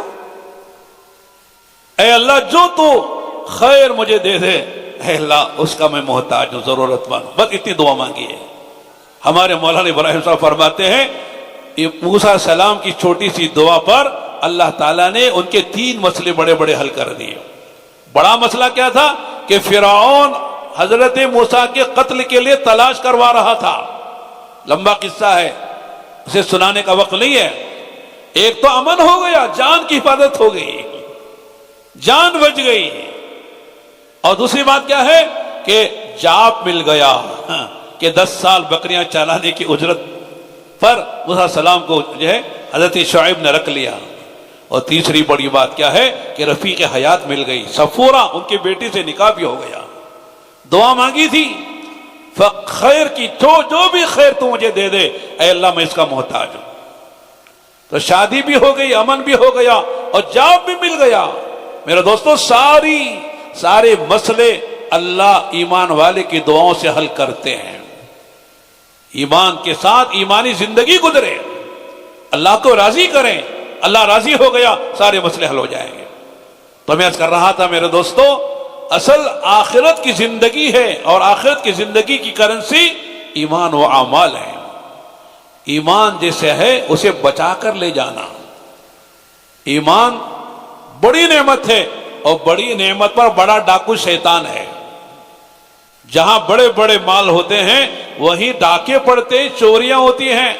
جھوپڑ پٹی پر جو کوئی ڈاکے نہیں پڑتے، چور نہیں آتے۔ جہاں محل ہوتے ہیں، بنگلے ہوتے ہیں، مال ہوتا ہے، بینک ہوتے ہیں، وہاں ڈاکے بھی پڑتے، چوریاں بھی وہاں ہوتی ہیں۔ اس لیے ایمان سب سے بڑی مایا ہے، لہذا شیطان سب سے بڑا ہمارا دشمن ہے، ہمارے ایمان پہ ڈاکے ڈالنا چاہتا ہے۔ اس لیے میرے دوستو ایمان کو بچا کر لے جانا، تاکہ موت ایمان پر آئے، پھر قبر کا مسئلہ حل ہو جائے، برزخ کا مسئلہ حل ہو جائے، قیامت کا مسئلہ حل ہو جائے، اور پلسرا سے گزر کر جنت میں چلے جائیں، اور جنت میں جا کے آرام سے رہیں۔ جنت میں تبلیغ نہیں ہے، چلا 4 مہینے 2.5 گھنٹے اجتماع جوڑ مشورہ کچھ نہیں ہے۔ تبلیغ میں جنت میں نماز بھی نہیں ہے، جنت میں زکوٰۃ بھی نہیں، روزہ بھی نہیں ہے۔ جنت میں کوئی، اس لیے کہ جنت میں آدمی جو ہے مکلف نہیں ہے، وہاں آزاد ہے۔ دنیا میں مکلف ہے، یہ کرو یہ نہ کرو، یہ دیکھو یا نہ دیکھو، یہ بولو یہ نہ بولو، اس طرح کماؤ اس طرح نہ کماؤ، اس وقت سونا اس وقت جاگنا، یہ ساری دنیا میں تکلیف ہے، یعنی ذمہ داری ہے۔ جنت میں کوئی ذمہ داری نہیں۔ کلوا واشربوا ہنیئا بما کنتم تعملون، کھاؤ پیو موج کرو جو دنیا میں کر آئے ہو۔ کیا مل رہا ہے؟ فلا تعلم نفس ما اخفی لهم من قرۃ اعین جزاء بما كانوا يعملون۔ اللہ سورہ الف لام میم سجدہ میں جو 21ویں پاری کی سورت ہے، جو پڑھنے والے روزانہ سونے سے پہلے پڑھتے ہیں، اس میں اللہ نے فرمایا فلا تعلم نفس ما اخفی لهم من قرۃ اعین۔ قرآن سمجھے تو مزہ آئے، کیا مزہ کی بات ہے۔ فلا تعلم نفس، کوئی بھی انسان کوئی بھی شخص نہیں جانتا کیا جو اسے چھپایا گیا ہے اس کے لیے آنکھوں کی ٹھنڈک کا سامان، جسے دیکھ کے آنکھیں ٹھنڈی ہوں، نعمتوں کو دیکھ کر، حوروں کو دیکھ کر، غلمان کو دیکھ کر، محلات کو دیکھ کر، جو نعمتیں اللہ نے اہل جنت کے لیے چھپا کے رکھی ہیں اس کو کوئی نہیں جانتا۔ یہ بدلہ ہے عمل کرنے والوں کے لیے، سونے والوں کے لیے نہیں، کھیلنے والوں کے لیے نہیں، صرف کھانے پینے والوں کے لیے نہیں، موج مزے کرنے والے، جزاء بما كانوا يعملون، یہ بدلہ ہے عمل کرنے والوں کے لیے۔ اسے فرمایا دنیا عمل کی جگہ ہے اور قبر آرام کی جگہ ہے اور جنت مزے کی جگہ ہے۔ دنیا میں مزے نہ کرو، دنیا میں زیادہ سو نہیں، اتنا سونا ضروری ہے 6 گھنٹے 7 گھنٹے، ٹھیک ہے سونے کی اجازت ہے۔ دنیا میں خواہشات پوری کرنے کے چکر میں نہ پڑو، چھوٹا گھر ہے بڑا کیسے بنے گا، چھوٹی سواری ہے بڑی سواری آ جائے، اور یہ محلے میں میرا گھر ہے اس محلے میں ہو جائے تو کتنا اچھا ہے۔ لوگ اسی چکر میں کرتے کرتے مر جاتے ہیں۔ کبھی بڑا گھر بنتا ہے کبھی نہیں بنتا ہے، کبھی سواری بڑی کبھی آتی ہے، کبھی اس محلے سے محلے میں گھر بنتا ہے، کبھی اسی جھوپڑی میں اسی کچے مکان میں موت آ جاتی ہے۔ دنیا میں خواہشات پوری نہیں ہوگی، خواہشات کے پورا کرنے کی جگہ اللہ نے جنت بنائی ہے۔ کیا بنائی بولو؟ بولو نا، بول بھی نہیں رہے ہیں۔ نہیں مولانا ذرا یہاں بھی ہوگی تو اچھا ہے، دنیا میں نہیں ہوگی۔ میری بھی خواہش تھی، آپ کی بھی ہوگی، میں بڈھا نہیں ہونا۔ بڈھے ہوگے کہ نہیں ہوگے؟ کون چاہتا بوڑھا ہونا؟ جوان رہنا ہر آدمی کی خواہش ہے، جوانی کی مزے لوٹتے رہیں ہمیشہ کی خواہش ہے، لیکن آدمی بوڑھا ہو کر بال سیاہ تھے سفید ہو جاتے ہیں، کسی کے نہیں بھی ہوتے ہیں کالے ہی رہتے ہیں، لیکن بڈھا تو ہوتا ہے کہ نہیں ہوتا ہے؟ اکثر آدمی کی عمر بڑھتی ہے تو بال سفید ہو جاتے ہیں، کالے نہیں رہتے ہیں۔ میں آپ تو سے کہتا ہوں بعض لوگ اپنے بالوں کو کالا دکھانے کے لیے خضاب لگاتے ہیں۔ خضاب جانتے ہیں؟ خضاب کالی کوئی چیز ہوتی ہے لکوڈ، وہ لگا کے ماشاءاللہ کہتے ہیں میں جوان ہو گیا ہوں۔ میں کہتا ہوں بالوں میں کالی سیاہ بال آپ نے کر لیے تو جوانی دکھانے کے لیے، تو میں کہتا ہوں کمر میں کہاں سے جوانی آئے گی آپ کی؟ گھٹنوں کی جوانی کہاں سے آئے گی؟ آنکھوں میں جوانی کہاں سے آئے گی؟ دانتوں میں جوانی چلے گی، دانت جھڑ گئے، آنکھ کمزور ہو گئے، تو جوانی تو پوری جوانی ہوتی ہے سارے اعضاء میں، صرف بال سفید بال کو کالا کرنے سے جوانی تھوڑی لوٹ آئے گی، تو جوانی جانے والی جاتی ہے۔ صحت بیماری میں بدلتی رہتی ہے، کبھی یہ بیماری کبھی وہ بیماری، کبھی کبھی بیماریوں کی جماعت ہوتی ہے، ایک آدمی کو پوری جماعت، بی پی بھی ہے، شوگر بھی ہے، ہارٹ بھی ہے، اور پتہ نہیں جو ہے اور کیا کیا بیماریاں، ایک وقت میں 8-8 10 گولیاں آدمی کھاتا رہتا ہے۔ ہمارے مولانا تھے، کہتے ہیں مولانا کیا حال ہے؟ کہتے کیا نہیں بس بیماری کی جماعت کو لے کے چلتا ہوں، یہ بھی بیماری، یہ گولی اس کی، وہ گولی اس کی، وہ گولی اس کی، بیماریاں ہی بیماریاں ہیں۔ اور پھر میرے دوستوں آدمی چند ہی یعنی خوشی کے دن گزارتا ہے، پھر غم آ جاتا ہے، کبھی بیوی کی طرف سے کبھی بچے کی طرف سے۔ پہلے غم تھا شادی نہیں ہو رہی، یہ غم تھا، ہو گئی۔ اب کیا غم ہے؟ بچہ نہیں ہو رہا ہے، وہ غم ہے۔ بچہ ہو گیا تو بچہ بگڑ رہا ہے، اس کا غم ہے۔ بچہ جوان ہو گیا، اب بچے کی شادی نہیں ہو رہی ہے، رشتہ نہیں مل رہا ہے، وہ غم ہے۔ بچے کا کاروبار نہیں لگ رہا ہے، کیا کیا غم ہے انسان کو کہ مولانا بچے 12 ہو گئے، اب 12 بچوں کی نوکری لگانا ہے، بچوں کو پیروں پہ کھڑا کرنا ہے، کاروبار اس کا غم ہے۔ پوری زندگی غموم اور غموم میں گزار کے چلا جاتا ہے۔ خوشی کم ملتی ہے، غم زیادہ ہوتا ہے، سکھ کم ہوتا ہے، دکھ زیادہ ہوتا ہے۔ یہ دنیا ہے، کہتے ہیں دنیا حالات کا گھر ہے۔ جیسے کبھی بچپن ہوتا ہے، جوانی ہوتی ہے، بڑھاپا ہوتا ہے، جیسے کبھی سردی ہے، کبھی گرمی ہے، کبھی بہار ہے، کبھی خزاں ہے، ایسے موسم جسے بدلتے ہیں آدمی کے حالات بدلتے رہتے ہیں۔ لیکن جنت میں جو جنت میں چلا گیا اس کا حال نہیں بدلے گا، جوان رہے گا تو ہمیشہ جوان رہے گا، بڈھا نہیں ہوگا۔ صحت مند رہے گا، ہمیشہ کی صحت رہے گی، کبھی بیماریاں نہیں آئیں گی، خوشی ملے گی، ہمیشہ کی خوشی، کوئی غم نہیں ہوگا۔ اور سب سے بڑی بات کیا ہے؟ ہمیشہ ہمیشہ ہمیشہ زندہ رہے گا، کبھی موت نہیں آئے گی۔ یہاں سب کچھ ملا، بنگلہ بھی بنایا، کار بھی خریدی، شاندار کھانے پینے کا سامان جمع کر لیا، آرام سے کھانے کے زمانے میں لوگ کہتے ہیں مر کے قبرستان چلا گیا۔ بنگلہ بنایا مولانا 2 کروڑ کا، آرام سے رہنا تھا، اب قبر میں جا کے تنہا سو گیا، کیا فائدہ؟ اس لیے میرے دوستو، اصل زندگی آخرت کی ہے۔ تبلیغ میں یہی کہتے ہیں کہ دنیا میں رہتے رہتے آخرت بناؤ، اللہ کو راضی کرو۔ اللہ راضی 2 باتوں سے ہوتے ہیں، ایمان کے ساتھ آدمی اللہ کی جو فرائض ہیں اسے نہ چھوڑے، خاص طور سے نماز ہے، رمضان کے روزے ہیں، اپنے مال کی زکوٰۃ ہے، حج جس پر فرض ہو گیا وہ حج کرے۔ یہ فرائض ہیں، اس کے علاوہ نجات نہیں ہے۔ فرائض ہم سے ادا ہو، فرائض میں کوئی کوتاہی نہ ہو، اور دوسرے اللہ پاک نے جن باتوں کو حرام قرار دیا ہے اس کے قریب بھی نہ جاؤ۔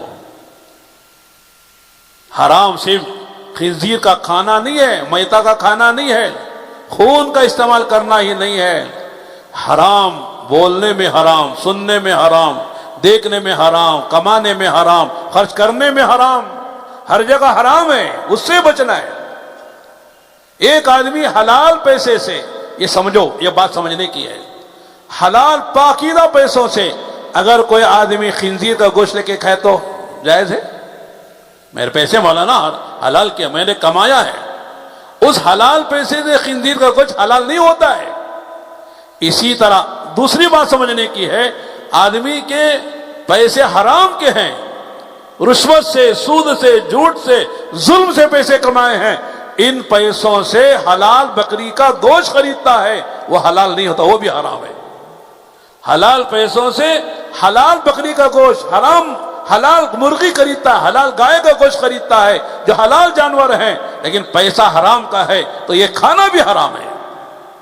لوگ نہیں سمجھتے اس کو، سور نہیں کھاتے، خنزیر نہیں کھاتے، مردار نہیں کھاتے۔ اسی طرح میرے دوستو، خون جو بہتا ہوا خون نہیں استعمال کرتے، لیکن حرام سے کما کر بکری کا گوشت کھاتے ہیں، حرام سے کما کر اچھے کپڑے پہنتے ہیں، یہ بھی حرام ہے۔ یہ کپڑے جب تک بدن میں رہیں گے آدمی کی نماز قبول نہیں ہوگی۔ اس لیے میرے دوست حرام سے بچنا ہے۔ لوگ کہتے ہیں مولانا حلال سے حرام سے، اب مولوی کی بات ہے، ہم کو تو پیسہ چاہیے، پیسہ مل گیا سب بڑی چیز ہے۔ ایک لطیفہ ہے، ایک درخت پر جو ہے ایک کبوتر بھی ایک چیل بیٹھی ہوئی تھی، شکاری آیا تو چیل نے کبوتر سے کہا اڑ جا ورنہ تجھے شکار کر لے گا۔ کبوتر نے چیل سے کہا کہ تو اڑ جا، تجھے شکار کر لے گا۔ دونوں میں گفتگو ہو رہی تھی، وہ کہہ رہا تو اڑ کے چلا جا، تو بچ جائے گا، وہ کہہ رہا تو اڑ جا۔ آخر میں جو ہے شکاری نے بجائے کبوتر کو مارنے کے چیل کو مارا، چیل نیچے گری۔ تو کبوتر نے کہا میں نے کہا نہیں تھا، وہ حلال حرام نہیں دیکھتا ہے، کون موٹا ہے اسے دیکھتا ہے۔ تو لہذا شکاری نے کبوتر حلال ہونے کو نہیں دیکھا، چیل موٹی ہے، زیادہ گوشت ہے، حلال ہو تو حرام ہو، اسے مار کے کھانا ہے۔ آج اللہ معاف فرمائے، یہ مثال اس لیے عرض کی جا رہی ہے، لوگ یہ نہیں دیکھ رہے کہ حلال لینا ہے کہ حرام دیکھنا ہے، پیسہ کہاں سے زیادہ آتا ہے، رشوت سے آتا ہے، سود سے آتا ہے، یتیموں بیووں کا مال کھانے سے آتا ہے۔ اللہ معاف فرمائے، بعض لوگ مسجدوں کا مال بیچ کے کھاتے ہیں، قبرستان کو بیچ کے کھا جاتے ہیں، یتیموں کا مال کھا جاتے ہیں، وہ کہتے ہیں ہم نے کمال کر لیا ہے۔ آج پتہ نہیں چلے گا، کل پتہ چلے گا کس نے حرام کھایا تھا، کس نے حلال کھایا تھا۔ چند دن کی زندگی گزر جائے گی، لیکن میرے دوستو وہاں جا کے حساب دینا پڑے گا۔ اس لیے اتنا ایمان بناؤ کہ آدمی حرام کے قریب نہ جائے، حرام سے ایسی نفرت ہو جائے جیسے گندگی سے نفرت ہوتی ہے۔ کوئی گندگی پڑی ہو آدمی اسے دیکھنا بھی پسند نہیں کرتا، ناک بند کر کے اور آنکھیں بچا کر گزر جاتا ہے، نہ سونا پسند ہے نہ دیکھنا پسند ہے۔ اس طرح حرام سے آدمی بچ جائے، ایمان اتنا بنانا۔ اس لیے جب ایمان کمزور ہوتا ہے آدمی کیا سمجھتا، مال سے سارے مسئلے حل ہوتے ہیں، مال آنا چاہیے، مال آ گیا میرے سارے مسئلے حل ہو جائیں گے۔ یہ دھوکہ ہے، مال سے سارے مسئلے حل نہیں ہوتے۔ اگر مال سے سارے مسئلے حل ہوتے، مالداروں کے کتنے بیمار ہیں جو ہاسپٹل میں جاتے ہیں، لاکھوں خرچ ہوتے ہیں، صحت مند ہو کر نہیں آتا بلکہ لاش آتی ہے۔ مال سے اگر صحت ملتی تو مالداروں کا کوئی بیمار جو ہے وہ مرتا نہیں، صحت مند ہو کر واپس آتا۔ دھوکہ ہے، مال سے مسئلے حل ہوتے ہیں کہ مال سے مسئلے حل نہیں ہوتے، وہ ہوتا ہے جو اللہ چاہتے ہیں۔ اللہ جس کا ارادہ کرے وہی ہوتا ہے۔ اس لیے میرے دوستو، جب ایمان بنتا ہے آدمی کا یقین بنتا ہے کہ کرنے والی ذات اللہ کی ہے، اللہ ہی کے ہاتھ میں سب کچھ ہے۔ اللہ کے کرنے کے ضابطے یہ ہیں کہ بندہ اللہ کا حکم نہ توڑے، نبی کا طریقہ نہ چھوڑے۔ دو باتیں، اللہ کا حکم نہ توڑے، اللہ کا حکم نہ چھوڑے، نبی کا طریقہ نہ چھوڑے توڑے، اور وہ کامیاب ہو گیا۔ اس حال میں ہے وہ کامیاب ہو جائے گا۔ تو تبلیغ میں کہتے ہیں کہ صاحب آدمی ہر ایک اپنے آپ کو دیکھے، میں کتنا دیندار ہوں۔ دیندار صرف نماز کے اعتبار سے نہیں ہے، صرف نماز فرض نہیں ہے، نماز روزہ حج زکوٰۃ یہ تو فرائض ہیں، ارکان اسلام ہیں۔ اسلام کا تعلق آدمی کی پیدائش سے لے کر موت تک ہے، ہر حال میں مسلمان رہے۔ نکاح کے موقع پر چند آیتیں نبی پڑھا کرتے تھے، وہ آیتوں میں ایک آیت ہے، یا ایھا الذین آمنوا اتقوا اللہ حق تقاتہ ولا تموتن الا وانتم مسلمون۔ اے ایمان والو، اللہ سے ڈرو جیسے ڈرنے کا حق ہے۔ اس کی تفسیر علماء نے کی ہے، تفصیل میں جانا وقت نہیں ہے۔ آگے کیا فرمایا؟ وَلَا تَمُوتُنَّ إِلَّا وَأَنْتُمْ مُسْلِمُونَ، مسلمان رہنا، مسلمان رہنا، جب بھی موت آئے مسلمان ہو کر دنیا سے جانا، خوشی میں، غم میں، سفر میں، حضر میں، صحت میں، بیماری میں، جوانی میں، بڑھاپے میں، خلوتوں میں، جلوتوں میں، شادیوں میں، ہر حال مسلمان رہو۔ کیا مطلب ہے؟ مسلمان رہو، اللہ کی مانو، نبی کے طریقے پہ چلو، مسلمان رہو گے، جب بھی موت آئے گی مسلمان ہو کے جاؤ گے۔ تو نکاح کے موقع پر موت کو یاد دلایا ہے۔ اگر میں موت کا تذکرہ کروں تو ہو سکتا ہے کولار والے، ملباغل والے، سیناسپور والے، اس ضلع والے بعض ذوق لوگ کہیں گے مولانا بڑے بذوق آدمی ہیں، نکاح کی محفل میں موت کا تذکرہ کر رہے ہیں۔ آپ کو حق ہے بولنے کا، لیکن میں کیا کروں، اللہ کے نبی نے آیتیں پڑھی ہیں۔ نکاح کے موقع پر دلہا ہے، بارات ہے، دلہن بھی ہے، اگرچہ کہ وہ بظاہر رو رہی ہے لیکن وہ بھی اندر سے خوش ہے کہ میرا گھر بس رہا ہے، میں جو ہے اپنی خواہشات پورا کر سکتے ہوں۔ اس کے اندر بھی کیا کیا خوشی ہے، سب خوش ہیں۔ ایسے موقع پر موت کو یاد دلانا میرے دوستو یہ نبی ہی کا کمال ہے کہ خوشی میں بھی اللہ کو نہ بھولو، غم میں بھی اللہ کو نہ بھولو، جوانی میں بھی اللہ کو نہ بھولو، بڑھاپے میں بھی اللہ کو نہ بھولو، اس لیے کہ جانا اسی کے پاس ہے، جہاں سے آئے تھے وہیں جانا ہے۔ میں نے قرآن کی آیت پڑھی تھی، اللہ نے فرمایا وَاتَّقُوا يَوْمًا تُرْجَعُونَ فِيهِ إِلَى اللَّهِ ثُمَّ تُوَفَّى كُلُّ نَفْسٍ مَا كَسَبَتْ وَهُمْ لَا يُظْلَمُونَ۔ علماء نے لکھا ہے نزول کے اعتبار سے یہ قرآن کریم کی سب سے آخری آیت ہے، اس کے بعد کوئی آیت اللہ نے نہیں اتاری ہے، یہ آخری آیت ہے۔ پورے قرآن کا کوئی خلاصہ ہے یہ، کیا؟ ڈرو، بچو، لحاظ کرو اس دن سے، اس دن کا جس میں تم سب اللہ کی طرف لوٹائے جاؤ گے۔ مرنے کے بعد زندگی ختم نہیں ہے، مرنے کے بعد زندگی شروع ہے، اور جانا اسی کے پاس ہے جس نے تمہیں دنیا میں بھیجا ہے، اور جو کام کر کے تم گئے ہو اس کا حساب دینا ہے، اچھا برا جو تم نے کیا ہے سب کا حساب لے گا۔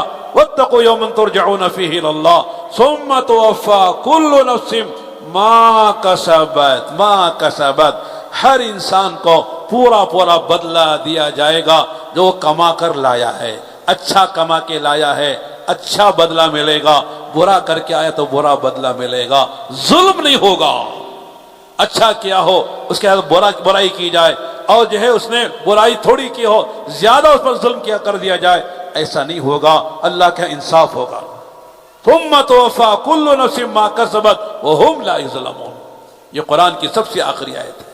تو معلوم ہوا کہ تبلیغ میں کہتے ہیں اس دنیا میں رہتے ہوئے آخرت ایسی بنا لو کہ اللہ کو پیار آئے، اللہ کہے یا ایتھا النفس المطمئنہ ارجعی الی ربک راضیۃ مرضیہ فادخلی فی عبادی وادخلی جنتی۔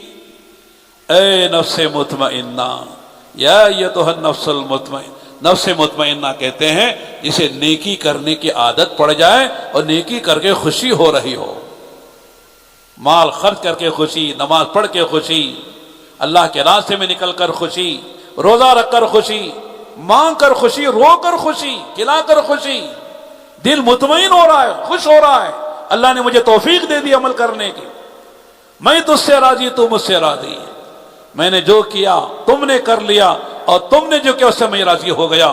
کہنا ہے فادخلی فی عبادی، میرے بندوں کو میں نے دنیا میں بندگی کے لیے بھیجا تھا، میری اطاعت کا فرما برداری کے لیے بھیجا تھا، وہ بندے بن کر آ گئے ہیں، ان بندوں میں تم بھی داخل ہو جاؤ۔ زندگی بندگی کے لیے ہے، بندگی ہے تو کامیابی ہے، اگر بندگی نہیں تو گندگی ہے، اور گندگی کے لیے ناکامی اور جہنم ہے۔ بندے بن کر آؤ، آزادی چھوڑو، مسلمان ہو۔ مسلمان کے معنی وہ ہے جو تابعداری کرتا ہے، مانتا ہے، جو نہیں مانے وہ نام کا مسلمان ہے، حقیقی مسلمان کہاں ہے؟ اس نے فرمایا فادخلی فی عبادی وادخلی جنتی، میری جنت میں آ جاؤ۔ آخری ٹھکانہ جنت ہے یا جہنم ہے؟ جو جہنم سے بچا لیا گیا اور جس کے حق میں جنت کا فیصلہ ہو گیا، قرآن کہتا فقد فاز، وہ کامیاب ہو گیا۔ فمن زحزح عن النار ادخل الجنہ فقد فاز وما الحیاۃ الدنیا الا متاع الغرور۔ جس کے بارے میں جنت کا فیصلہ، جہنم سے بچائے جانے کا فیصلہ، فقد فاز، وہ کامیاب ہو گیا۔ کامیابی کی اصل منزل یہاں ہے۔ دنیا میں آج کامیابی کل ناکامی ہے، آج عزت ہے کل ذلت ہے، آج خوشی ہے کل غم ہے، آج جوانی ہے کل بڑھاپا ہے، آج صحت ہے کل بیماریاں ہیں، آج زندگی ہے کل موت ہے، لیکن جنت میں جو ملے گا ہمیشہ کے لیے ملے گا۔ اس نے فرمایا الکیس من دان نفسہ وعمل لما بعد الموت والعاجز من اتبع نفسہ ہواها وتمنى على اللہ الامانی۔ عقل مند آدمی وہ ہے جو مرنے سے پہلے، مرنے کے بعد جو کام آنے والے اعمال، صفات، ایمان، یقین وہ بنا لے آج، اور نادان ہے وہ بیوقوف ہے یہ دنیا میں آزادی کے ساتھ، خوشیوں کے ساتھ، خواہشات کے ساتھ منمانی زندگی گزار کر دنیا سے جا رہا ہے۔ مرنے کے بعد کو کوئی فکر نہیں ہے۔ جب کہا جاتا ہے مرنے کے بعد کی تیاری کرو، کہتے ہیں مولانا دیکھیں گے جب موت آگی مر جائیں گے، جب دیکھیں گے کیا ہوگا، اس وقت کیا دیکھے گا؟ اس لیے ایسی غفلت کی زندگی، خواہشات کی زندگی، تمناؤں کی زندگی گزار کر مرنے والا فرمایا نادان ہے۔ تبلیغ کا خلاصہ یہ ہے کہ مرنے سے پہلے مرنے کی زندگی، مرنے کے بعد جو اعمال کام دینے والے ہیں، جو ایمان یقین کام دینے والا ہے، جو صفات کام دینے والے ہیں، ان کی تیاری کرو۔ ایسا ایمان بناؤ جیسے بار بار میں نے عرض کیا ہے، آدمی فرائض پر آ جائے اور حرام سے بچ جائے، نبی کی سنتوں سے عشق ہو جائے۔ آقا نے فرمایا من احیا سنتی فقد احبنی ومن احبنی کان معی فی الجنہ، جس نے میری سنت کو زندہ کیا اس نے مجھ سے محبت کی، اور جو سے مجھ سے محبت کرے گا وہ جنت میں میرے ساتھ ہوگا۔ کون نہیں چاہتا نبی کا ساتھ جنت میں ملے؟ کون نہیں چاہتا؟ ہم چاہتا نا، ہر آدمی چاہتا کہ نہیں چاہتا ہے جنت بھی ملے، نبی کا ساتھ بھی ملے، نبی کے قدموں میں جگہ ملے، نبی کے جوار و پڑوس میں جگہ مل جائے، آقا کے دستے مبارک سے جام کوثر ملے، آپ کے جھنڈے تلے جگہ ملے، آپ کی سفارش ملے۔ کون نہیں چاہتا ہے؟ فرمایا اسے کیا کرنا ہے؟ حضور سے محبت کرنی ہے۔ محبت تو ہم سب کرتے ہیں، محبت کے دعوے میں سچا کون ہے؟ جو نبی کی اطاعت کرتا ہے، نبی کی بات مانتا ہے، نبی کے نقش قدم پر چلتا ہے، نبی کا کھانا پینا، سونا جاگنا، غمی خوشی، سفر حضر، سب میں نبی کی پیروی کرتا ہے، سنت کے مطلب زندگی گزارتا ہے، وہ نبی کو چاہنے والا، محبت کرنے والا ہے، اور نبی سے محبت کرنے والا انشاءاللہ ثم انشاءاللہ جنت میں بھی جائے گا اور نبی کے قدموں میں جگہ ملے گی۔ نبی کی سب سے بڑی سنت یہ ہے کہ دین پر چلو اور دوسروں پر دین پر لانے کی محنت کرو، جس کا نام تبلیغ و دعوت ہے۔ تبلیغ و دعوت کا خلاصہ کیا ہے؟ خود دین پر چلتے ہوئے اللہ کے بندوں پر اپنی جان و مال کی قربانی کے ساتھ ایسی محنت کی جائے کہ وہ اللہ کے بندے بھی دین پر آ کر جنت پہ جانے کے مستحق بن جائیں۔ خود جنت پہ جانا کمال نہیں ہے، سب کو لے کر جانا یہ کمال کی بات ہے۔ اس کے لیے کہتے ہیں کہ صاحب اللہ کے راستے میں 4 مہینے چلہ لگاؤ، ماہانہ سے روزہ لگاؤ، روزانہ 2.5 گھنٹے لگاؤ، روزانہ گھر مسجد کی تعلیم کرو، روزانہ مشورہ کرو، آنے والی جماعتوں کا ساتھ دو، ایک فضا بناؤ۔ اور جیسے میں نے عرض کیا، رمضان کا مبارک مہینہ جیسے روزوں کا ہے، عبادت کا ہے، تراویح کا ہے، یہ سارا دعوت کا بھی مہینہ ہے۔ رمضان ہی کے مبارک مہینے میں بدر کا معرکہ ہوا، بدری صحابہ کے بارے میں اللہ نے خود فرمایا، یا اہل بدر اعملوا ما شئتم قد غفرت لکم، اے بدر میں شریک ہونے والو، اب تمہاری مغفرت ہو گئی، تمہاری جنت کے فیصلے ہو گئے، اب تمہارا حساب نہیں کریں گے۔ یہ بدری صحابہ ہیں، اور مکہ فتح رمضان میں ہوا ہے، فتح مکہ رمضان میں ہوا ہے، جس کے بعد سارے علاقے کے علاقے، فوجوں کی فوجیں اور جماعتوں کی جماعتیں، خاندانوں کے خاندان اسلام میں آئے، یدخلون فی دین اللہ افواجا کا منظر سامنے آیا۔ غز میرے دوستو، بس یہ اجتماع جوڑ جو بھی ہے اس لیے ہے کہ ہمارا فکر بدلے، آخرت کا فکر پیدا ہو، اور اس کے لیے ایک ماحول میں ہم ایک وقت گزاریں، مسجد کے ماحول میں، فرشتوں کے ماحول میں، دعوت کے ماحول میں، عبادت کے ماحول میں، ذکر کے ماحول میں، آخرت کے مذاکروں کے ماحول میں وقت گزاریں گے تو دل کی دنیا بدلے گی، اور انشاءاللہ کرنا وہی ہے جو کر رہے ہیں۔ تاجر تجارت کر رہا ہے، ملازم ملازمت کر رہا ہے، کھیتی باڑی کرنے والا کھیتی باڑی کر رہا ہے، جس کے جو کام ہے چھوڑنا نہیں ہے، اسی میں رہتے ہوئے اپنی آخرت کو بنانا ہے۔ اس کے لیے اللہ کے راستے میں 4 مہینے چلہ نکلیں گے تو انشاءاللہ فکر بدلے گا، سوچ بدلے گا، اور عزائم ارادے بدلیں گے، جذبات بدلیں گے، کریں گے بھی انشاءاللہ۔ اب ہمت کر کے بولو کون 4 مہینے اللہ کے راستے میں نقد نکلنے کے لیے تیار ہے؟ بھائی ہمت کر کے کھڑے ہو جائیں۔ ماشاءاللہ جو بھی جماعتیں 15 شعبان سے نکلی ہیں وہ ساری جماعتیں پہنچی ہیں، اور وہ جماعتیں اجتماع سے انشاءاللہ وہ رخوں پر جائیں گی۔ وہ جتنے بھی جماعتیں ہیں وہ بھی کھڑے ہو جائیں، اور جن کا اب ارادہ ہوا ہے جماعتوں میں نکلنے کے اعتبار سے وہ بھی ذرا کھڑے ہو جائیں ماشاءاللہ، جلدی سے کھڑے ہو جائیں۔ میں ماشاءاللہ کھڑے ہو جائیں، نام نہیں لکھ رہے، دیکھیں ذرا کتنے لوگ ہیں، صرف کھڑے ہو جائیں ماشاءاللہ۔ میں ہوں سید منیر، سن میرے رب یہ دعا، میں ہوں سید منیر۔